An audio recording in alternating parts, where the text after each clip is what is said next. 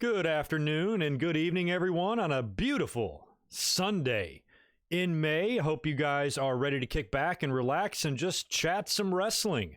We've got a fun little topic that has been sponsored by an awesome Patreon supporter tonight, and I'm just going to come up here and talk about all 11 of Edge's WWE World Championships. 7 from the world title and 4 from the WWE. I went back and watched all of his title wins, kind of just reminded myself exactly what was going on and storyline and stuff during that time. And I think this is going to make for a really fun discussion. And it's topical because Edge just got back to the WWE, returning at the Royal Rumble, and had a successful return match at WrestleMania, and is about to step back into the ring in a classic wrestling match at Backlash. So this is a perfect topic to get into tonight, and it's going to be kind of casual. You know, we're going to review everything here, but it's not going to be like a full podcast style review. I don't know what kind of an audience we're going to get for this tonight, but I will be interacting with a lot of you guys in the chat because I'm going to be relying on you a lot as well to maybe remind me of some other details surrounding some of these title victories, because this time period in wrestling is kind of when I was sort of mentally checked out. Pretty much Edge's entire run was that. Right after Eddie Guerrero died in 2005, I kind of made a conscious effort just to become a casual observer. I still found myself watching pay-per-views, not all of them, but a good portion of them. I always seemed to know who the champions were. I watched the WrestleManias and things like that, but from 2006 until basically I started this YouTube channel, I was only a casual watcher, so I wasn't like the Attitude Era fan that I used to be during all of Edge's title runs. So I really had to be reminded of a lot of these storylines. But once I went back and kind of looked at a lot of these matches, it all kind of came back to me. And it was really interesting times, man. You know, these were times in my mind as a wrestling fan, I kind of felt like wrestling was losing steam. But now when you compare it to today, I'd give anything for the years of 2006 through 2009 back, I'll tell you that. But anyway, this should be fun. Should be a lot of fun just to kick back and talk about this stuff. I want to say hello to the few of you that are in here on the chat right now, to Daniel, Shellshock, Ramon, good to see you again, brother. Ratnick, Gold Standard, what's up, Ross? WWE House, Ian Dunn, Tigerzilla, Bo, Luna, Ben, Tatanani, Seamus, Reese Jones, there you are, brother. And you're the one that's going to be getting all the love in this video, because this video is sponsored by my man Reese Jones. He is a Patreon supporter as well. And he took advantage of one of the tiers on Patreon to sponsor this live stream, and he came up with this topic. This is not the first time he's done this. He's donated a couple of times to the channel. I put 2 really good videos that he sponsored in the past in the link below. I did a full podcast on all of The Undertaker's WrestleMania victories. So every single one that he had, all 21 victories, we talked about them all, and that took about an hour. And then we also talked about all of the greatest rivalries of the Attitude Era. So Reese Jones has always come up with some really good and thorough topics to get into with all sorts of meat on the bone. Just so much to discuss in all these videos. So I invite you to take a look at the couple of videos linked below if you want to check out more good stuff. But like I said, for this is going to be a little bit more casual than the ones I've done for Reese in the past. It's just going to be a fun kind of got nothing else to do on a Sunday afternoon hangout type of thing. Now, it's funny, too, because I was a little bit concerned, making sure I can hear myself there, last night when I had scheduled this stream, and I told you guys yesterday in the podcast that it was going to air at the same time that the podcast does on Saturdays. Well, just for the heck of it, I decided to pull up the WWE Network at like 2 a.m. because I know The Undertaker's Last Ride Part 2 comes out today. And I was like, well, maybe it's up already. I thought maybe I could watch it last night before I went to bed. And on the WWE Network, it said that it was premiering at 5 p.m. So 5 p.m. for me, local time, is the same time that I'm debuting this stream. So I was like, shit, I think I have to move it back an hour. So I changed the time on the stream.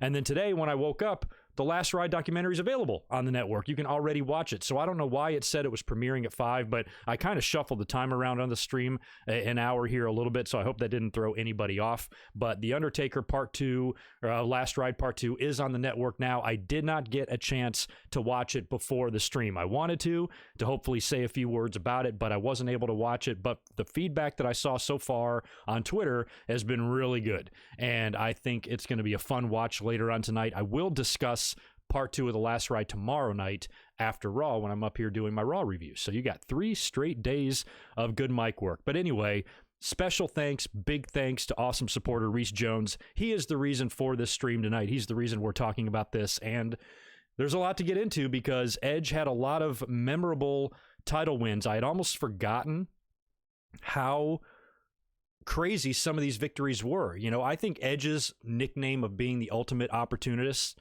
is the best nickname in all of wrestling. I didn't realize, I mean, I guess I do now that I went back and thought about it, but, you know, he really won a lot of titles by taking advantage of situations. And this was really fun to kind of go back and relive and watch some of these really surprising title wins. I think one of my favorites is one of the ones near the end when he lost the world title in the Elimination Chamber, or lost the WWE title in the Elimination Chamber in the beginning of the show, and then won the world title in the Elimination Chamber to close the show. That was one of my favorite, I think, Edge moments, because I really truly didn't see that coming. And there was a lot of his title victories here that came in a surprising manner. You know, sometimes when it comes to big title changes, they can be predictable. I think Edge, you know, in terms of legends, my computer's, I forgot to turn that off. In terms of legends, of all of his title wins that he's had, I think he's had the most really like jaw-dropping, surprising ones. Like, holy shit, that was badass kind of thing. So it's going to be a fun trip down memory lane this afternoon. But you know, we'll chill out. We'll take our time. I'll talk in the chat a little bit and sip on my Stella. And I want to turn this. I want to turn this monitor off so it doesn't shine blue in my face. Oh, need the trusty old remote. Monitor off. All right, there we go. That won't give us any more problems later on. But anyway, before we really dive into all the title victories here, how you guys doing? You guys holding up okay during the pandemic? It's another reason why these type of videos are really good on a Sunday. It's rare these days that we have no wrestling going on. I mean, even today, even on a night that really not much is going on, we still had the Undertaker documentary being aired. So it's really hard to kind of schedule these live streams to not interfere with anything else. And I'm glad we're able to do this, you know, on a nice chilled out Sunday evening. Scroll back over here to the chat and see what's going on. All right, we're getting close to about 100 people. I was not expecting a huge audience for this. A couple of weeks ago, I did a watch-along on an ECW episode, the one from the Hammerstein Ballroom where CM Punk debuted. I did that one for Barry. Modest little audience in there, but it was mostly just kind of a hangout. It was fun. And that's all we're here to do today. Kill some time. Pandemic TV, quarantine TV, excuse me. Ian, the cats are leaving me alone for the time being. I gave them some snacks and everything, and we're getting to a pretty good routine with them. I think they now understand when the mic comes out and the lights go on that they need to be retreating, and they don't really bother me. You guys have been watching me for a long time. A couple years ago during live streams, they would be up my ass, crawling all on the fucking desk, getting in my lap. Tito one time, my youngest, he shut off the power strip down below in the middle of the stream and wiped out the whole damn network. I've now since mounted the power strip up on the desk so we can't do that again. But I think now that it's been so long, they kind of know to leave Dad alone when I'm doing this, so they really haven't been that big of a nuisance. But I take precautions. I hide noisy toys. I put the litter box outside so they don't take a big fat nasty shit in here in the middle of the live stream. And I feed them so they're not barking in my face for food.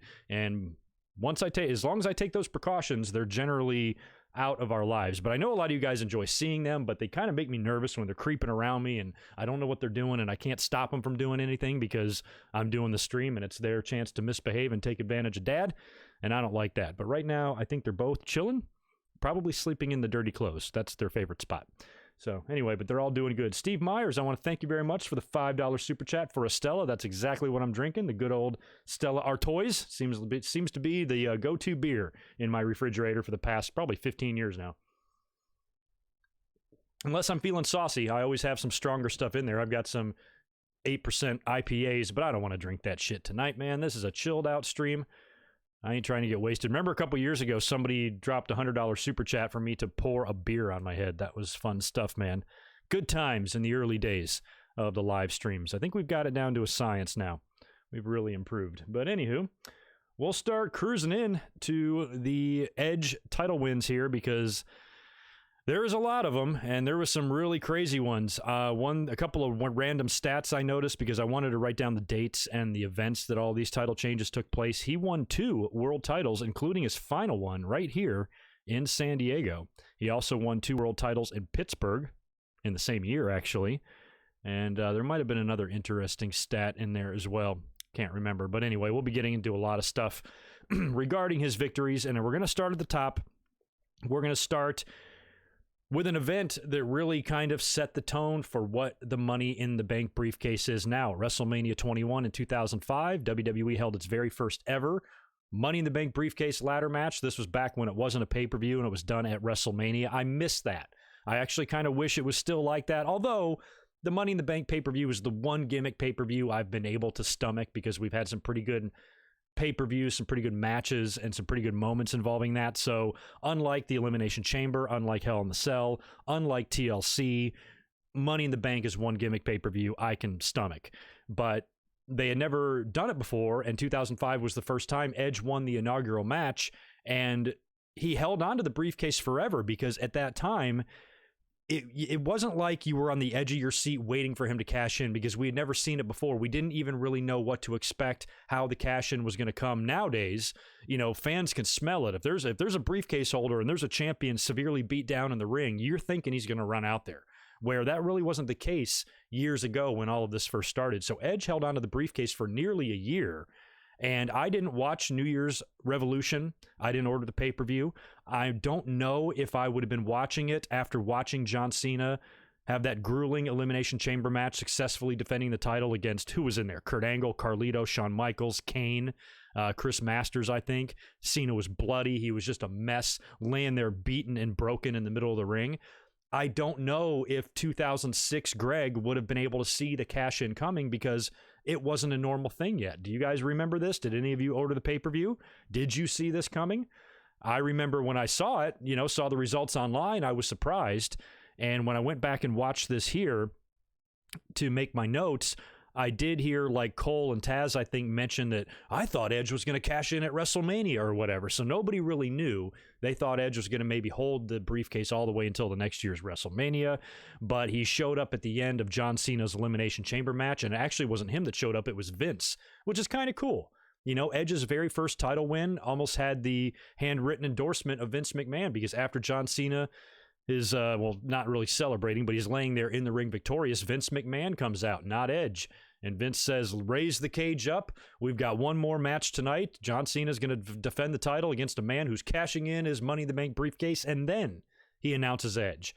And Edge comes up in a great visual, one of my favorite moments in Edge's career, where he comes up and he just kind of hands the briefcase over to Vince, and Vince takes it, and Edge gets in the ring and I think hits Cena with a spear. Of course, Cena's got to kick out at least one of them, right? Winds up hitting him with a second one, gets the aggressive pin there, wins the title. He's elated. Lita is with him. They're celebrating. You can see the real, emotion in Edge's face, like, holy shit, I just won the WWE title. Looking back at the way he won his first title, it was shady, and maybe for the time we didn't like it. Oh, wow, Edge's first world title is going to come in like a douchey way like that. But looking back, I think it was great because it really set the bar for what the briefcase is. Edge started all of this stuff, because prior to this, as far as we knew, the briefcase was basically meant for the briefcase holder to come out in the beginning of a show and say, I want my match tonight, not necessarily taking advantage of a beaten, fallen star.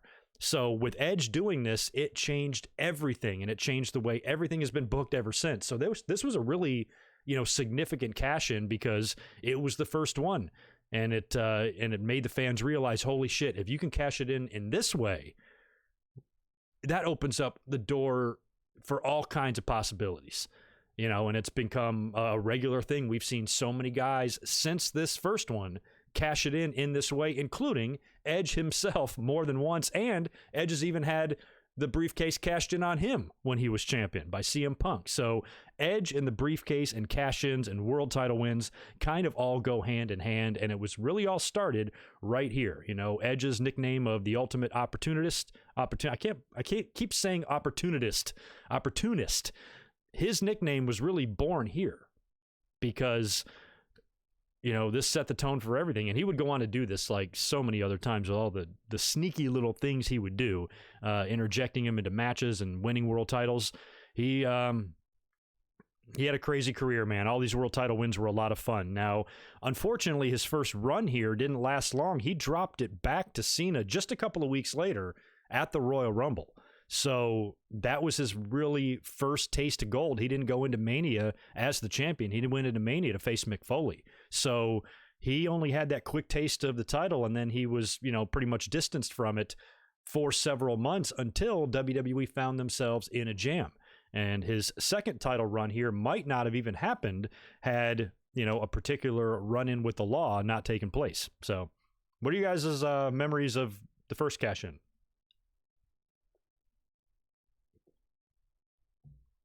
Why do we have Paul Roma's name being mentioned in here?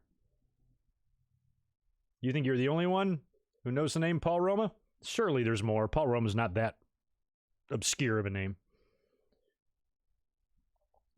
Oh, Ryan, you didn't see it until Vince's music hits. I guess now when Vince's music hits, I guess you kind of knew, especially when he said there's going to be another match tonight, and I'm like, well, shit, it's probably going to be Edge.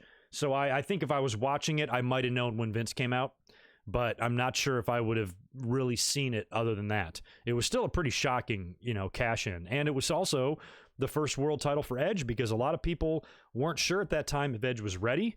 He only came back. He came back, I think, in 2004 after a year off with the neck surgery, and he was winning the Intercontinental title a lot, and then he turned heel, and then he had the affair with Lita and the whole Matt Hardy thing. All of this was happening while he was the briefcase holder, and then making it all the way through to the other end of the year after a really, really tumultuous 2005. Starts 2006 by winning the title. I can see some people in the locker room probably not being ready for him to have that yet. I remember as a fan not minding. I always liked Edge. I thought it was cool that somebody had been there now for so many years and had worked his way up like Edge did. Tag team, Intercontinental, the very Bret Hart and Shawn Michaels path to the title is what Edge did. So based on like his track record and his body of work and stuff, I thought he was more than deserving of at least a shot to run with the title.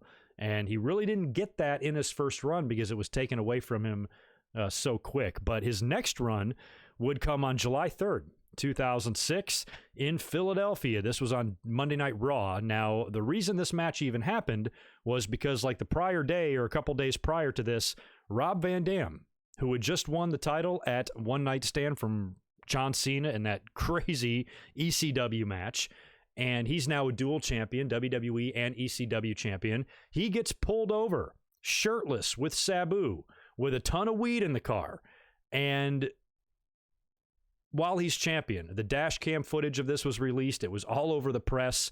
It sucked. It just completely ruined his run, which was pretty awesome. That whole One Night Stand and the relaunch of ECW and all that shit was great. And Rob Van Dam getting busted here was devastating. I think it was just devastating to the entire world title situation, and it really threw a wrench in what WWE's plans were. I don't know how long they planned for RVD to hold the title, but it was definitely longer than this. Now, when I went back and watched this Monday Night Raw, they had Edge coming out and opening up the show, hyping some sort of a big triple threat tag team match. And also, I think the match that we would see here on Raw, triple threat John Cena versus Rob Van Dam versus Edge, that was scheduled to be happening at an upcoming Saturday night's main event. I have no recollection of this. This is just what they were saying in the promos. And John Cena would come out to the ring and he started brawling with Edge. And that's when Rob Van Dam's music hits. He comes out to the stage, and I think he had a match with Cena a couple days prior and asked John if he wants another shot at the title. Edge is pissed because he's got a title shot the next day, and he said, well, if you wrestle John and drop the belt to him, then that fucks over my title shot. So they basically just proposed a triple threat, which apparently was already scheduled for an upcoming SNME, which I don't remember. And RVD says, the hell with it, let's have Saturday night's main event tonight and do it tonight. So that set up the big triple threat main event, and WWE fast-tracked that match because they had to suspend Rob Van Dam. But before they did that, they needed to yank both titles off of him. So later on, we get the big triple threat. And I remember watching this because I knew about the Rob Van Dam stuff, and it was obvious to me. I watched this live as it happened, and I was like, yep, he's going to drop the belt for sure. I kind of thought he was going to drop it to Cena, though. So in the end, it's a really good match. Like, I got to give Rob Van Dam props. I watched this whole match, and considering that he was just busted, considering he's about to be suspended, considering the huge mistake he made that must be devastating him and freaking him out. Now he's got to drop both of his world titles. He went out there and wrestled his ass off, and the crowd was into it, you know? Like I said earlier on, I felt like as a fan that around this time period, wrestling was not what it used to be, did not seem to have that carry that same energy. But when I go back and look at the crowd now through 2020 eyes, man, this crowd was jacked for this whole match. Commentating, or the announcing was off the hook, JR calling the match, great stuff. So it was kind of cool to see Rob Van Dam kind of just owning up to, you know, the mistake that he made and going out there and wrestling his ass off. In the end, John Cena hit the AA onto Rob Van Dam, but then Edge comes in and nails him with a chair and is able to pin Rob Van Dam and win the title. So that was pretty surprising when Edge took the belt, but, you know, you kind of knew it was going to happen. And if memory serves, again, I'm going to defer to my great historians in the chat here. Did Rob Van Dam drop the ECW title the next night? Didn't he? Didn't ECW air on Tuesday nights back in the day? So he dropped the WWE title first and then the ECW title. I think that's what happened. So he probably dropped it the next day on July 4th and then was immediately suspended after that. I think that's the story, if I remember right. But man, I mean, how devastating. I mean, it's great for Edge. He's now a two-time champion. But again, you know, his first run was only 2 weeks long, and some feel like maybe Edge didn't get a fair enough shot to run with the title. And here, he was really only given it because RVD got in trouble. Now, had that not happened, had RVD not gotten pulled over with Sabu, I don't know what the plans would have been. RVD, maybe he'd drop it at SummerSlam. Maybe he'd hold it a little bit longer than that. Probably not too terribly long in it, I would think, before Cena would eventually take it off of him. So I don't know, had that not happened, when Edge would have found himself back in the world title picture again, because he really wasn't that much, he wasn't really that close to the title at this time. Maybe he would have won it from RVD eventually. He did help RVD win it at One Night Stand, coming out in the riot gear and stuff. So maybe that was the direction they were going. I just don't remember. Do not remember. Okay, so I'm right about the very next night thing. Okay, see, look at that. I'm not that dumb when it comes to this time period. But man, I really had one eye on it too. And also around this time, I think it was 2004, I got a pretty big promotion at my job, which like doubled my hours. And plus I was young and I was hanging out with friends and doing stuff. So wrestling, you know, really just, you know, fell a couple of notches there from, you know, that 2005 to 2011 period. But I was pleasantly surprised with going back and watching even a match like this, you know, even a match that's thrown together, panic, oh shit, we got to take the belt off this guy and completely pivot and change directions. They still pulled it off really well. It was a damn good match. So that's WWE title win number 2 for Edge. It would be a whole nother year before he'd be back in the world title picture. He would actually drop that title, by the way, that he won in the triple threat. He would lose to John Cena at Unforgiven, and that was a TLC match in his own hometown of Toronto. I think that's the one where they did the finish where Cena ate him off the top of the ladder and Edge went crashing through the tables. I remember that match because I remember Cena's like kind of reaction. One of my favorite Cena wins of all time, actually. You know, Cena wasn't really bothering me around this time. So when he did that and he kind of had this like almost like disappointed look on his face, like, yeah, I won the title, but Jesus, what did I have to go through to do this kind of thing? I thought it told a great story. So that's one memory, one positive memory I have of Cena's long run on the top of the WWE. Title win number 3. He's now switched over to SmackDown and he's going to be winning the world title. So this was kind of a weird one because, again, it felt like plans changed. Plans changed with Kennedy. So Edge, I guess, is a SmackDown guy. He finds himself on Raw one week after WrestleMania 23. Kennedy won the briefcase in the Money in the Bank match at WrestleMania 23. Something had happened. Now, when I tried to remember this story and I tried to look it up a little bit, there was a lot of injuries going on here. The Undertaker was injured and needed time off, but he was the champion, so they needed to get the belt off of him. Kennedy was supposed to cash in the briefcase, but apparently he had a little bit of a minor injury as well, which I guess prompted WWE to change directions and take the briefcase from Kennedy, thinking that he wouldn't be able to compete or perform. Now, I also remember around this time after Kennedy won, he came out on Raw, I think it was Raw, he came out somewhere and said that he was cashing in 1 year later at WrestleMania 24, which I thought was interesting because this was still in the early days of the Money in the Bank. And here we have something announcing their cash-in date, but that date's not going to be for a full year. And looking back, that sucked for Kennedy because there's just too much that can go wrong when you do that. You got to stay healthy. You got to hope that plans don't change. And literally both of those things came true. So I guess Kennedy might have, tweaked or gotten a little minor injury. WWE panicked and said, okay, we want to move the briefcase from you to Edge, and we'll have Edge cash it in. So that really sucked for Kennedy. And I remember watching that on Raw.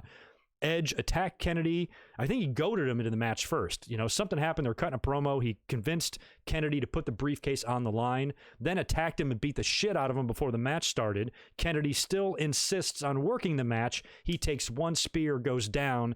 Edge is the new briefcase holder, and I'm pretty sure the very next week or the very same week on SmackDown, The Undertaker defends the World Heavyweight title against Batista in a super brutal cage match.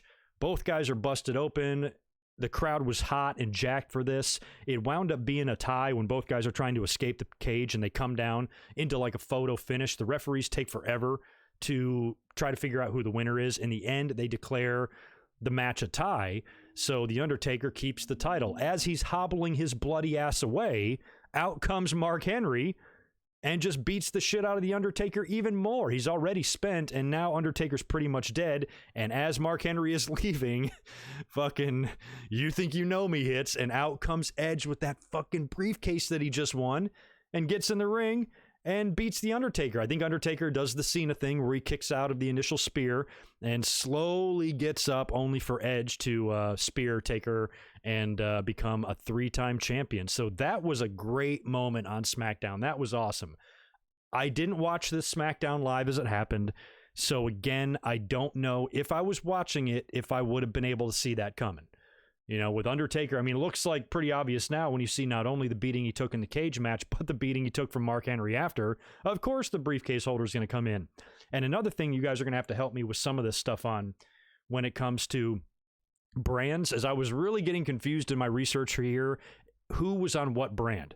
During the course of Edge's title wins here, not only did he switch from Raw to SmackDown a couple of times, but so did the title. WWE title was on Raw for a bit, then it was on SmackDown, and vice versa. So it was really confusing to try to follow a lot of this here. But my understanding is that Edge was a SmackDown guy. He hopped over to Raw to steal the briefcase, brought it back to SmackDown, and won the world title. Or maybe he was a Raw guy and he won the world title and he took it back to Raw with him. I can't remember how that happened with The Undertaker here, but either way, it was an awesome moment on SmackDown and really added to that ultimate opportunist moniker of Edge, because he would do this shit a lot, man. And we're only on World Title 3. This dude's got 11 of these things to be discussed. But anyway, what do you guys remember of that one, if anything?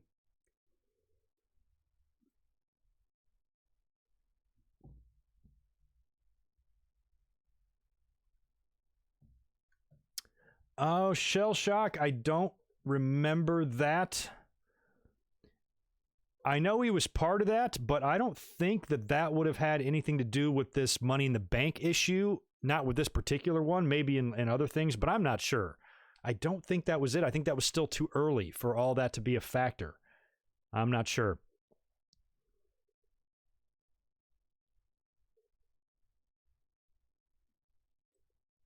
What the hell? Angelo Dawkins has been released. Isn't there an axe throwing contest tomorrow?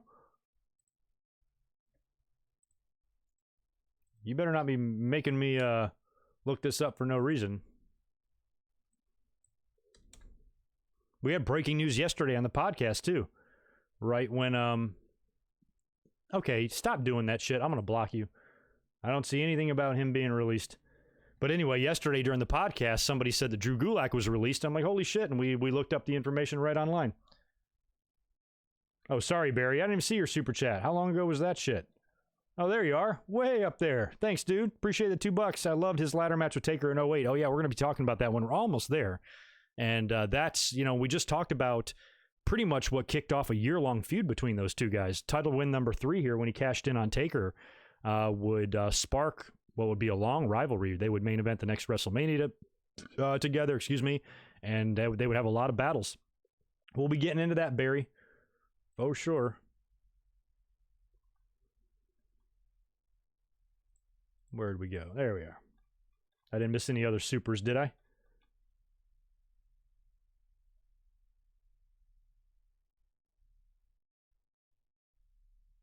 Okay. So back then, WWE actually put the spoilers up on their website. I didn't know that. I don't remember. Wow. Okay, thank you for that, Victor Colon. Okay, that makes more sense. So Edge was on Raw when he beat Kennedy. Yeah, that would have been weird for him to jump over there. So he was on Raw when he beat Kennedy and then jumped to SmackDown with the briefcase to cash in on Undertaker and then stayed there with the title. Got it. Yeah, that was what was kind of confusing me in a little bit of this here when going back and doing my research. I'm like, it's easy to watch these matches and try to understand the story around them, but then when you have to take into consideration the brands and which brand everybody is on and which title is where, I was almost getting dizzy trying to write all this stuff down, but I think I did a good job of getting a good understanding for it at least. Anyway, let's move on to world title number 4. This was at Armageddon in December of 2007. Now, this was interesting because the third title win, when he cashed in on The Undertaker on SmackDown, that was in Pittsburgh. So was this. So he had 2 world title wins in a row in Pittsburgh. So I think what happened here is after he cashed in on The Undertaker, he got hurt. Edge suffered, I think, a torn pec or something. He was out about 4 months. He would return at the Survivor Series in 2007. He was, I guess it was Undertaker versus Batista for the title. Edge crashed the party. He was brought back into SmackDown or into the fold by Vicky Guerrero. Vicky Guerrero, I think, would get tombstoned by The Undertaker on SmackDown, and this was all kind of in that, Vicky Guerrero and Edge marriage and relationship and La Familia and all that stuff that they were doing, which was all was a big combination of gross and funny.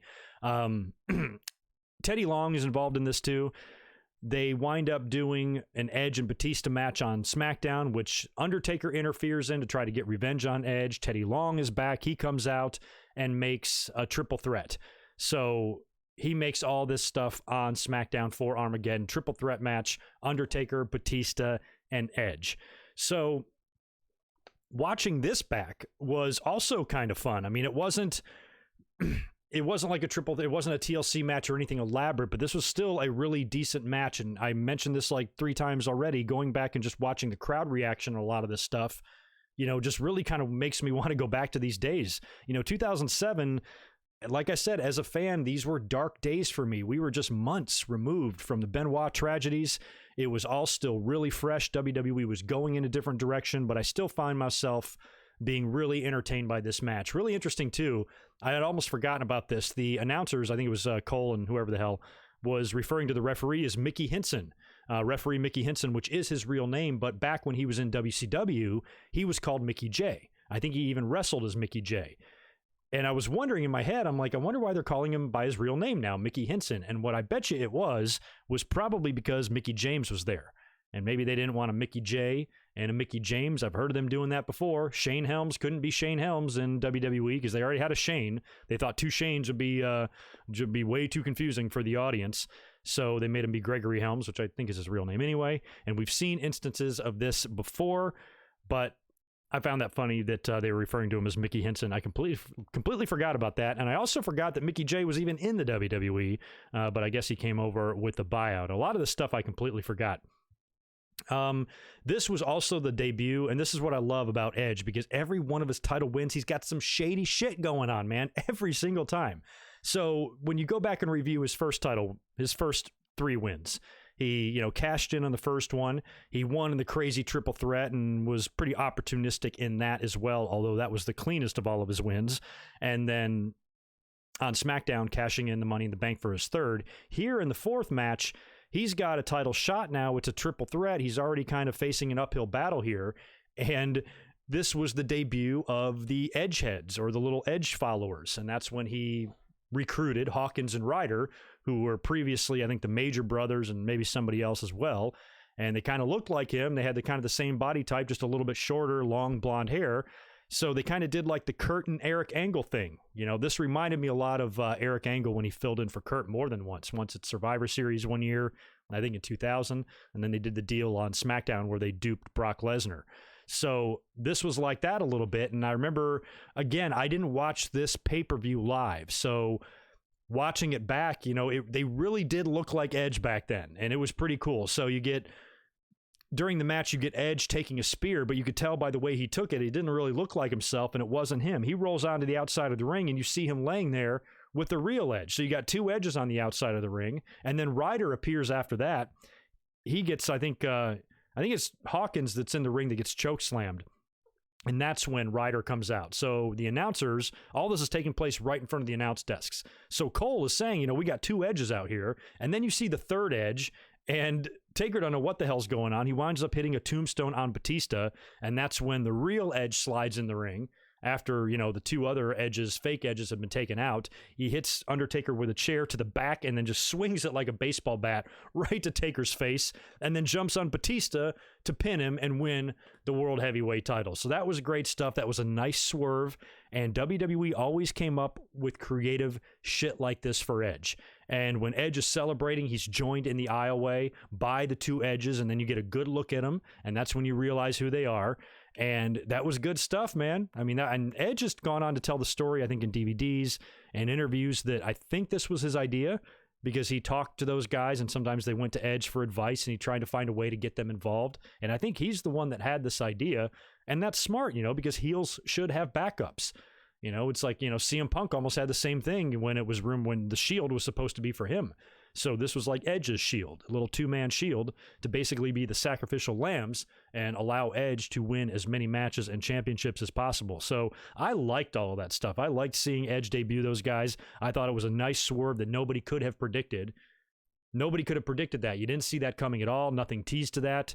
We never saw those two before, other than, you know, just jobbers and matches. So it was a really creative angle and a cool way to give Edge the title while also maintaining his opportunist reputation and continue to win world titles as just a sleazy douchebag. So this is the fourth world title he's now won as a heel. So pretty good stuff on that fourth one. This one might have been one of my favorites as well. He's got some good ones, man. Just when I was making my notes here looking at this, I'm like, these are really good. You know, a lot of these matches are just interesting and fun and surprising in a lot of ways. And he was one of the more entertaining wrestlers that I think maybe at the time I didn't really give him credit for. But Edge is awesome. Anywho, we got a pretty good audience in here, sort of, for this kind of a video. You guys do me a big favor and smash that thumbs up. Try to get me up to like 100 likes for this video. Actually, do it for Reese Jones, because he's the reason we're all here today. And he deserves a like. He's a good guy, good supporter, and I appreciate him. Before we get into a world title number, what are we on now? 5? Man, these are long notes. Let me find that. Oh, yeah, we're back here in good old San Diego, the whale's vagina for number 5. Well, let me see if you guys have any comments on the previous match we just talked about.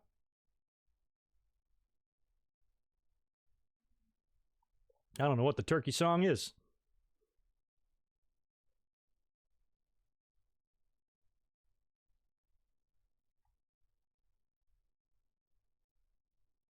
At Survivor Series, Batista versus Undertaker versus Jeff Hardy, which ended up being Edge. Oh, that's right. Yeah, he returned. I was thinking he just interfered at Survivor Series. That's right. He attacked Jeff and entered the match. That's what happened, but he didn't win, right? He would do the same thing the next year. We're going to be talking about that in 2008. What did he do in 2008? He took out Jeff Hardy. Maybe that's what you're talking about. Anyway, something similar would happen in 2008. We'll be getting to that in a minute. In a couple of minutes. But world title number 5, like I said, was back here in San Diego. This would be his first title that he would win here. He'd win his final one here as well. In a really strange situation. It's going to be weird when we talk about that SmackDown later on. But anyway, this one happened on June 1st, 2008 at One Night Stand. By this point, the One Night Stand pay-per-view was a shell of its 2005 self, I'll tell you that. This was a TLC match for the vacated title. So Vicky, I guess, according to my notes here, she stripped The Undertaker for using the Hell's Gate submission. Vicky was a pain in the ass back in these days, and we'll talk about this at the end of Edge's career and his final title run. She was doing this shit then, too. 3 years later, she's stripping Edge for using the spear. So for some reason, Vicky had this thing about banning finishing moves, banning the one move that helps a wrestler win. She bans them, and then if they use the move, they are stripped of the title or fired or suspended or whatever. So Vicky had stripped The Undertaker, and of course she's with Edge. She strips him of the title, so it's now going to be held up in a TLC match, and they've also added the stipulation that if The Undertaker loses, he's banished from WWE. So that's the big stip here. And Mick Foley, it was cool watching this match again because Mick Foley was on commentary. I'd almost forgotten about that brief run that Foley had as a SmackDown commentator.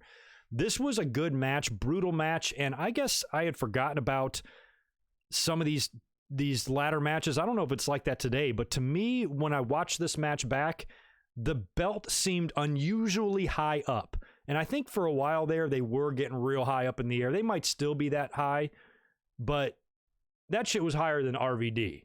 I mean, it was way up there. In order to reach that, you had to use one of those big giant ladders.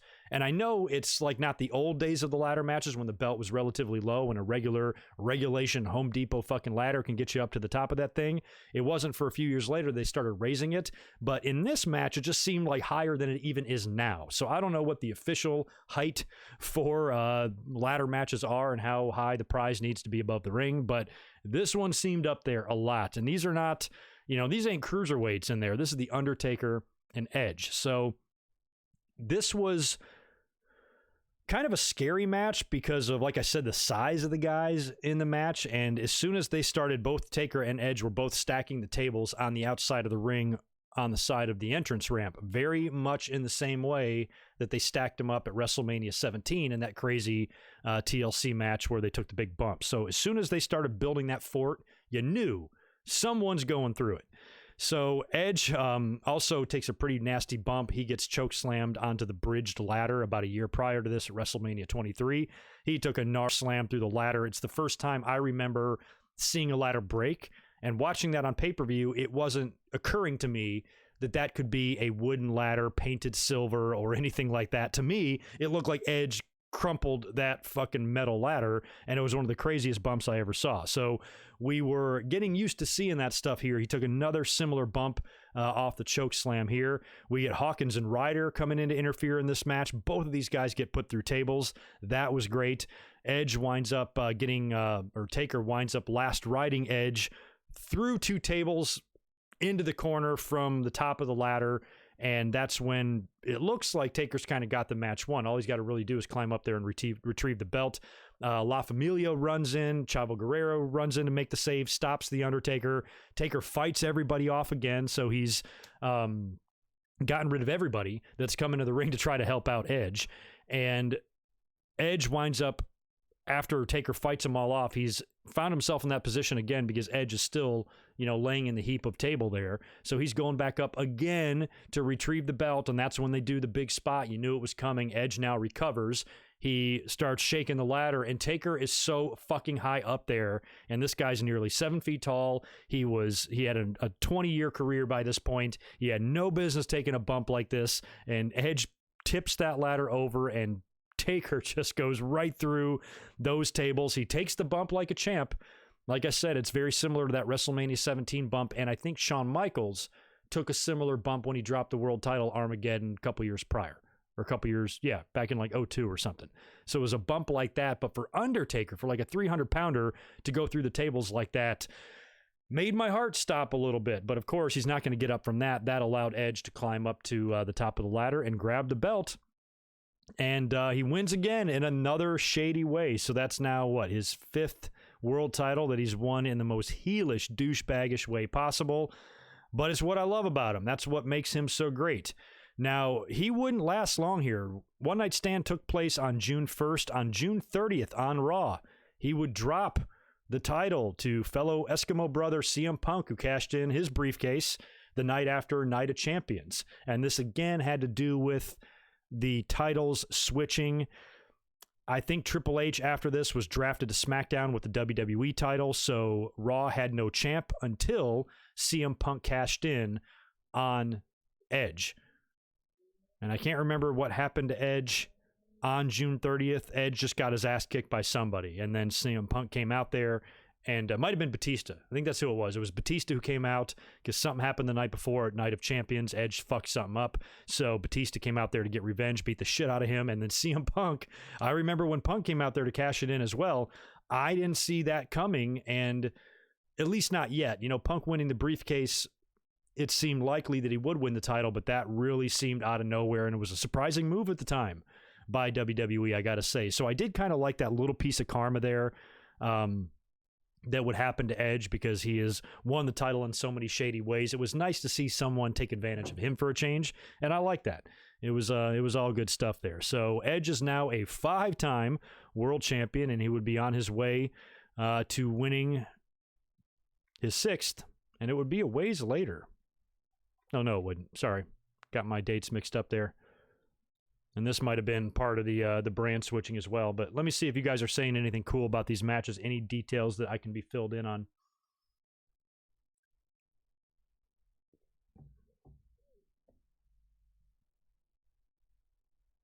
Oh, wait, it was probably 2000. It was 2008 was probably Edge's best year. Yeah, I'd probably agree with that.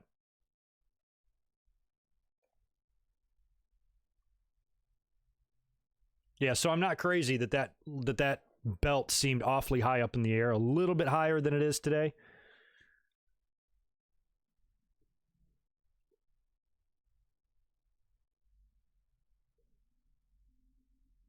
Okay, thank you for that, Darren.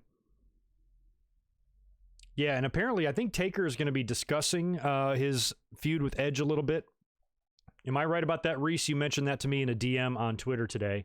If I watch the episode, that they might say something about that. Edge was a great opponent for The Undertaker. They had a great rivalry. Edge had good feuds. Edge had good feuds with Cena and Taker. And especially here, we're right in the middle of this like year-long type of issue with Edge and Undertaker that really kind of culminated here after that TLC match. And then Edge dropping the belt to CM Punk. So now he's titleless again, and that's when he shows up later on in the year at Survivor Series. So this is on November 23rd, 2008. It's in Boston. It's supposed to be a triple threat match between Jeff Hardy, Triple H, and Vladimir Kozlov. Triple H, I believe, was the WWE champion at this time.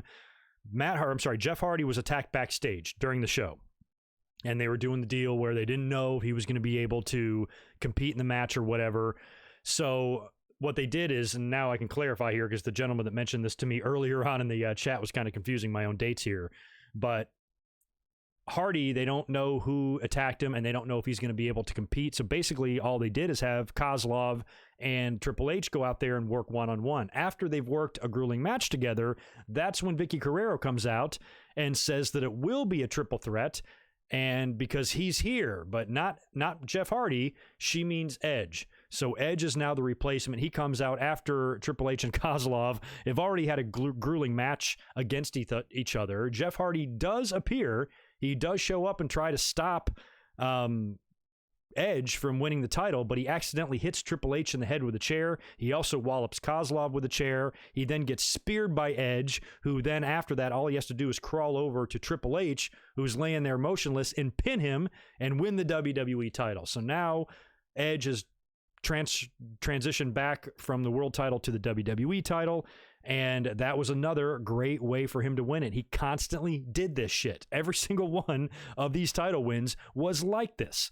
So this was kind of cool as well because it was really setting up Jeff Hardy's rise to the top. You know, Jeff Hardy is a 3-time champion, but all 3 of his title wins came like in the last 9 months of his WWE career. Very crazy how this happened. So after Edge won the title at Survivor Series, he would drop the title to Jeff Hardy in a triple threat match at Armageddon that I think also involved Triple H. Am I right? And then Jeff Hardy was your world champion.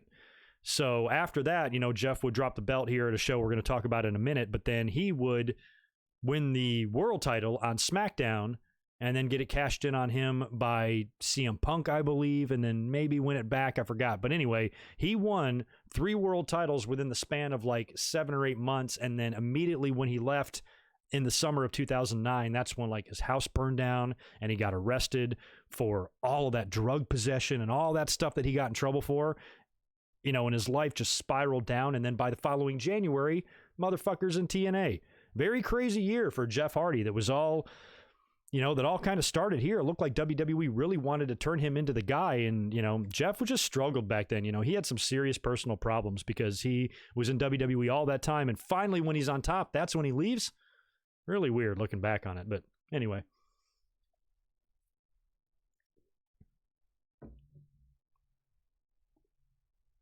Oh, did he, Reese? Okay, yeah, thank you for that. I know there were a couple of injuries and there were a couple of hiatuses in here mixed in as well. So he must have taken some time off after SummerSlam and then returned at Survivor Series, something like that. So that moves us on now to number 7. World title number 7. This is a WWE title. He won it at the Royal Rumble January 25th, 2009 versus Jeff Hardy in Detroit, Motown. So Edge picked up a world title win in my former hometown and 2 in my current hometown. So that's cool. This was a pretty good match. When I went back and watched kind of the angle here, like I said, Jeff just came off his very first world title win ever, and at Armageddon, and he hadn't defended the title at all. He went something like 42 days. Jim Ross said on commentary here that it was his first title defense, and they did an angle where it looked like Edge was trying to sabotage Jeff Hardy. They did an angle on TV where Jeff Hardy and his wife or girlfriend at the time, Beth, were run off the road, and there was like dash cam footage of, them reacting to almost being killed. And then Jeff Hardy comes out on TV one week and the pyro goes off and burns his shit up, and he gets blown up in the pyro, and he accuses Edge of trying to harm him, and Edge is like, man, you just got bad luck, dude, is all it is. So it was kind of funny how Edge blamed the whole thing on luck and Hardy blamed the whole thing on Edge. Vicky Guerrero comes out in the beginning of this match as well and makes it a no disqualification match. So once again, Edge has found himself a way to get an advantage. No matter what the situation is, he always figures out a way. And I think his relationship with Vicky Guerrero, maybe at the time I didn't like, but looking back now, was like really good. I mean, it really illustrated what Edge would do to be on top, even if it meant making out with somebody he's not attracted to, or having to use somebody, or do whatever he can, no matter who he has to hurt, no matter how many throats he has to step on and how many feelings he hurts. He doesn't give a shit as long as he gets to the top.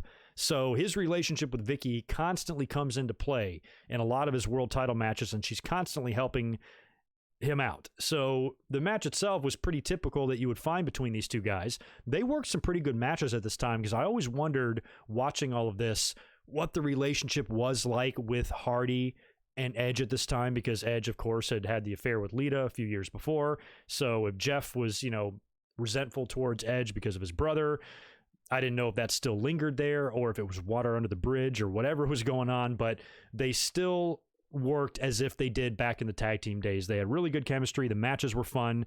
But it was also a no DQ match, which meant anything can happen. So even though it was a typical match, it was also very typical of Edge, because he had all sorts of interference. Chavo Guerrero was out there, and he got put through a table in a really scary dive off the ladder by Jeff Hardy. I think Chavo was on the announce desk. Hardy climbs up to the ladder, and he almost kind of falls off, but still dives onto Chavo, puts him through the table. Vicky Guerrero attempts to interfere in this, and again, just like the Edge heads, just like the Money in the Bank cash-ins, Edge with another trick up his sleeve and another fucking swerve, Matt Hardy shows up to seemingly help out Jeff, since Jeff has got so much interference against him. He shows up with a ladder. Edge is down in the ring. He gives the ladder to Jeff Hardy and says, hey, hold on a minute, let's give him the concerto. Matt slides out of the ring, and I did watch this pay-per-view. I do remember watching this, and I did see it coming. I could smell it. I was like, is Matt going to turn here? Because we're on the heels of WrestleMania.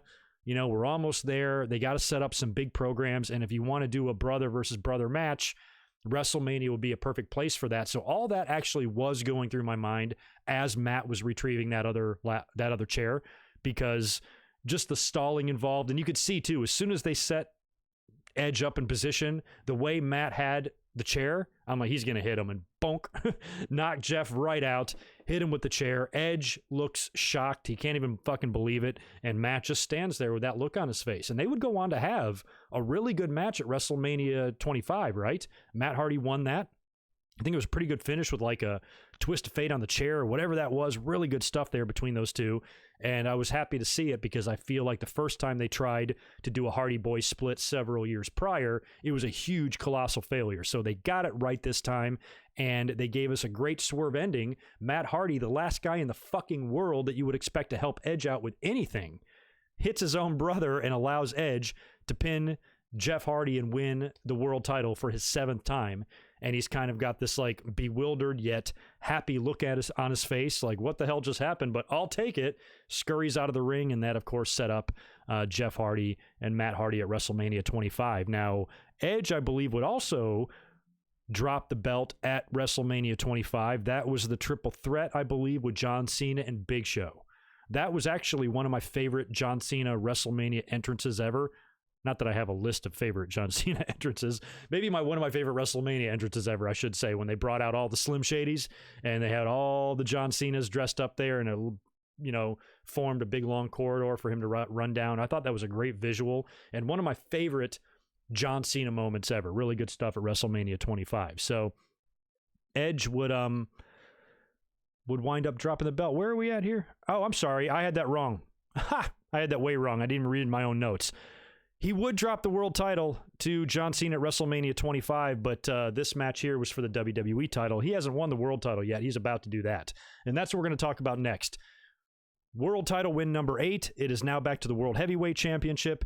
He won the WWE title at the Royal Rumble. He now has to defend the WWE title in the Elimination Chamber at No Way Out, February 15th, 2009. This is the opening match. He's got to defend the title against Jeff Hardy, Triple H, Kozlov, Big Show, and The Undertaker in the Elimination Chamber. And again, this is another thing that I never saw coming at the time. And I thought was really brilliant the way they set this all up. And I think, again, I didn't watch this show live as it happened, but I remember being surprised as hell seeing the news on WWE's website that Edge was the World Heavyweight Champion, because I'm like, he's the WWE Champion. What the hell's going on? So I remember being shocked when I read that on the internet, and going back and looking at this pay-per-view here, this was really brilliantly done because Edge, in just the first couple of minutes of the match, actually gets small packaged and pinned by Jeff Hardy, just in the first couple of minutes.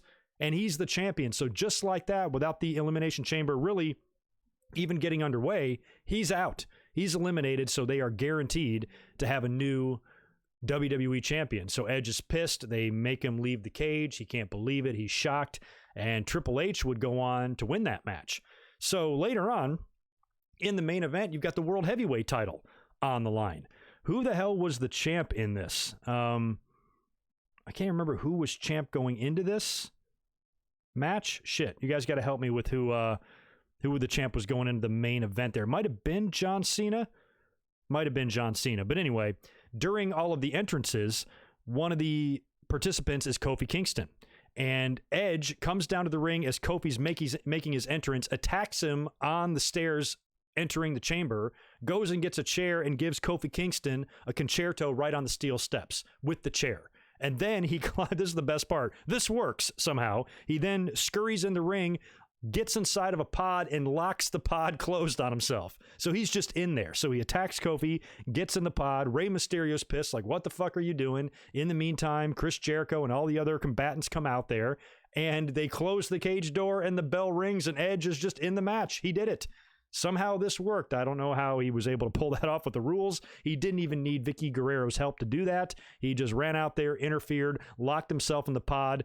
Finders keepers, I guess, is the way that works. And of course, he would go on to win in the end. Last pinning Rey Mysterio, I think, were the final two. Edge and Mysterio were left in there, and Edge gets the win. And I guess at the time that was going to leave Raw with no title because Edge was a SmackDown guy when he did this.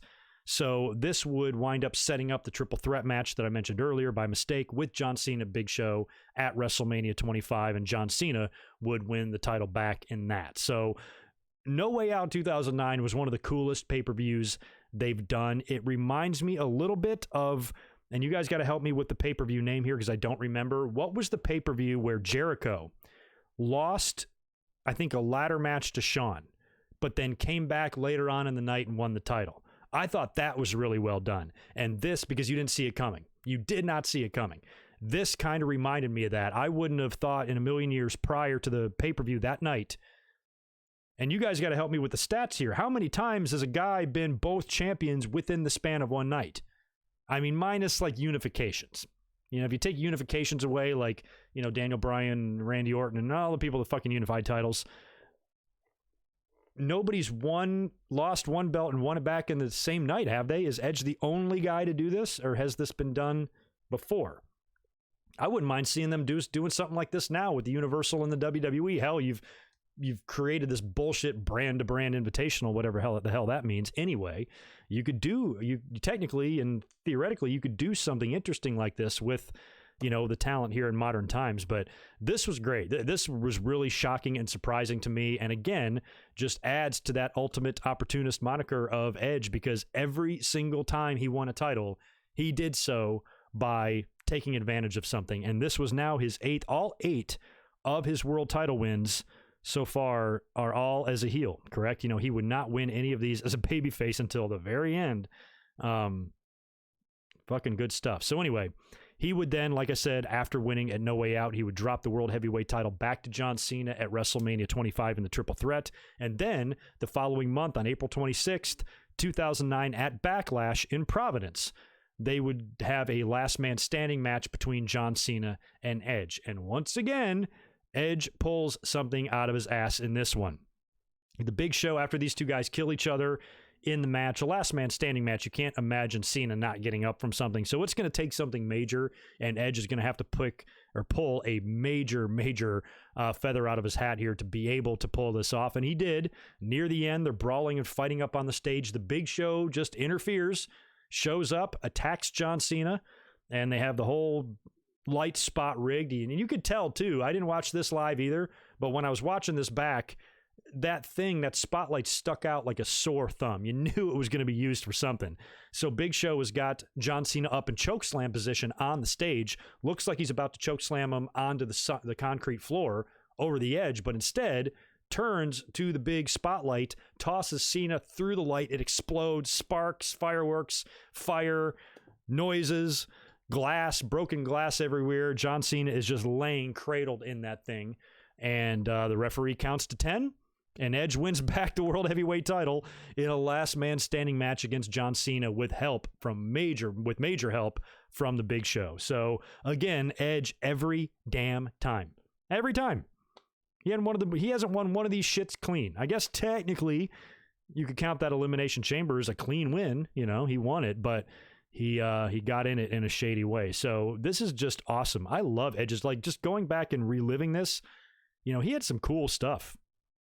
He did some cool stuff. All these title wins were surprising, and a lot of them were swerves. So anyway, I've got some notes written down here about the aftermath. So this was on April 26th of 2009. I have here that he would lose the title to Jeff Hardy at Extreme Rules. I should go and watch that match. I bet you that's really good.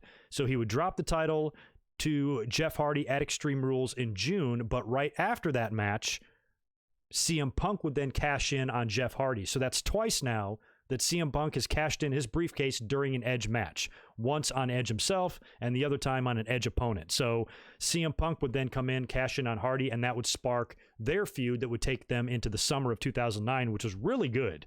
That was really good stuff, and there was like real heat there too between those two guys. I almost wish I wish Jeff would have never left, because I feel like Hardy and Punk could have been, you know, not on the same level, but it could have been like a Rock and Cena, or a Cena and Orton, or something like that, because of how different they were and how there was some real life heat there. You know, I compare it to Rock and Cena a little bit, because there was some real life animosity there as well. And Jeff Hardy has had all sorts of run-ins with the law, personal demons, drug problems, things like that. And CM Punk has always been straight edge, no drinking, no drugs, no nothing. And it made for a perfect feud. Plus, you know, they're both the same size. They're both good workers. They have different styles as well. I think the chemistry is just naturally good there, not only on the mic and in the in-ring segments, but in the ring as well. And had Jeff Hardy not left, I think these two guys could have feuded for years. They could have rekindled. They could have had a feud similar, you know, to John Cena and Edge, who would almost had like just a constant feud. Even if they weren't feuding with each other at the moment, they still feuded. Shawn Michaels and Triple H was a lot like that too. They could always pick it back up anytime they wanted. And I feel like if Hardy would not have skipped town to TNA, him and Punk could have done some great things, man. But that was a fun summer, seeing those two guys work, and it was really bittersweet ending when Jeff had to leave. Such a bummer. But anyway, right after that was when Edge tore his Achilles. So the match at Extreme Rules, I don't have the date on that, but I do know on July 3rd, same day that he won the title from RVD, he would rupture his Achilles right here in San Diego again. A lot of things have happened to Edge here in San Diego. He was taking on Jeff Hardy at a live event, and he ruptured his Achilles tendon and was supposed to be out like 14 months. This was back, I believe, when he was tag team champions with Jericho, and that was a big bummer because I think at the time they were going to eventually plan for the split between Jericho and Edge and have them work WrestleMania. I remember hearing that that was the plan, and when Edge got injured, many people assumed that the WrestleMania plans were going to be off because he's going to be out more than a year. There's no way he'll be back in time, not only for WrestleMania, but in time to set up a program for WrestleMania. So I remember in the dirt sheets and on the internet, that being a really big disappointment for the fans, that we weren't going to be able to get that storyline between those two. But Edge, the ultimate opportunist, would surprise us all in a very John Cena type of way, coming back several months earlier than planned, returning at the Royal Rumble in a huge way, came out at number 29, shocked the hell out of everybody in 2010, won the Royal Rumble, and I think because Jericho was in that Royal Rumble, he got tossed out by Edge, and then I think sometime between then and WrestleMania, Jericho won the title, right? That's what I think happened. So Jericho would wind up going into WrestleMania as champion, and they were still able to do Chris Jericho versus Edge at WrestleMania 26 for the title, a match they didn't think was going to be able to happen. And I remember at the time, you kind of thought that it was going to be a natural victory there for Edge, winning the Royal Rumble, coming back in triumphant fashion, winning the title finally for the first time at WrestleMania as a babyface, clean for the first time in his life, and Jericho beats him and retains the title. Great stuff. And it was kind of similar to what would happen the very next year when Del Rio would win the Rumble, and he, would also fail at winning the title at WrestleMania as well. So that was world title number 9 at Backlash, and then of course he would rupture his Achilles, be out close to a year, and then he'd be back in 2010. So that 9th world title run was his final as a heel, and it would take him about a year and a half, about a year and 8 months to get back to a world championship. He would have to wait all the way until December of 2010, December 19th, 2010, at TLC in Houston, to win back the World Heavyweight title. This time it was a fatal 4-way TLC match with Alberto Del Rio, Rey Mysterio, and Kane. So, of course, by this point, Edge is back to being a babyface. He's now not with Vicky Guerrero. She's kind of out to get him, and that's when Vicky starts pulling some shit and trying to harm Edge, and basically she's out for revenge. And it was interesting, too, when I pulled up, I wanted to watch the TLC match on the network, and when I pulled it up, you guys can check this, it has, in the description, it has Rey Mysterio listed as champion. It says Rey Mysterio defends his title, or was that 2008? When was that? I think it was, I think they have Rey listed as the champion here, but it was Kane. Kane had the title for like a long time. I think he had the title from the summer of 2010 all the way up until this match.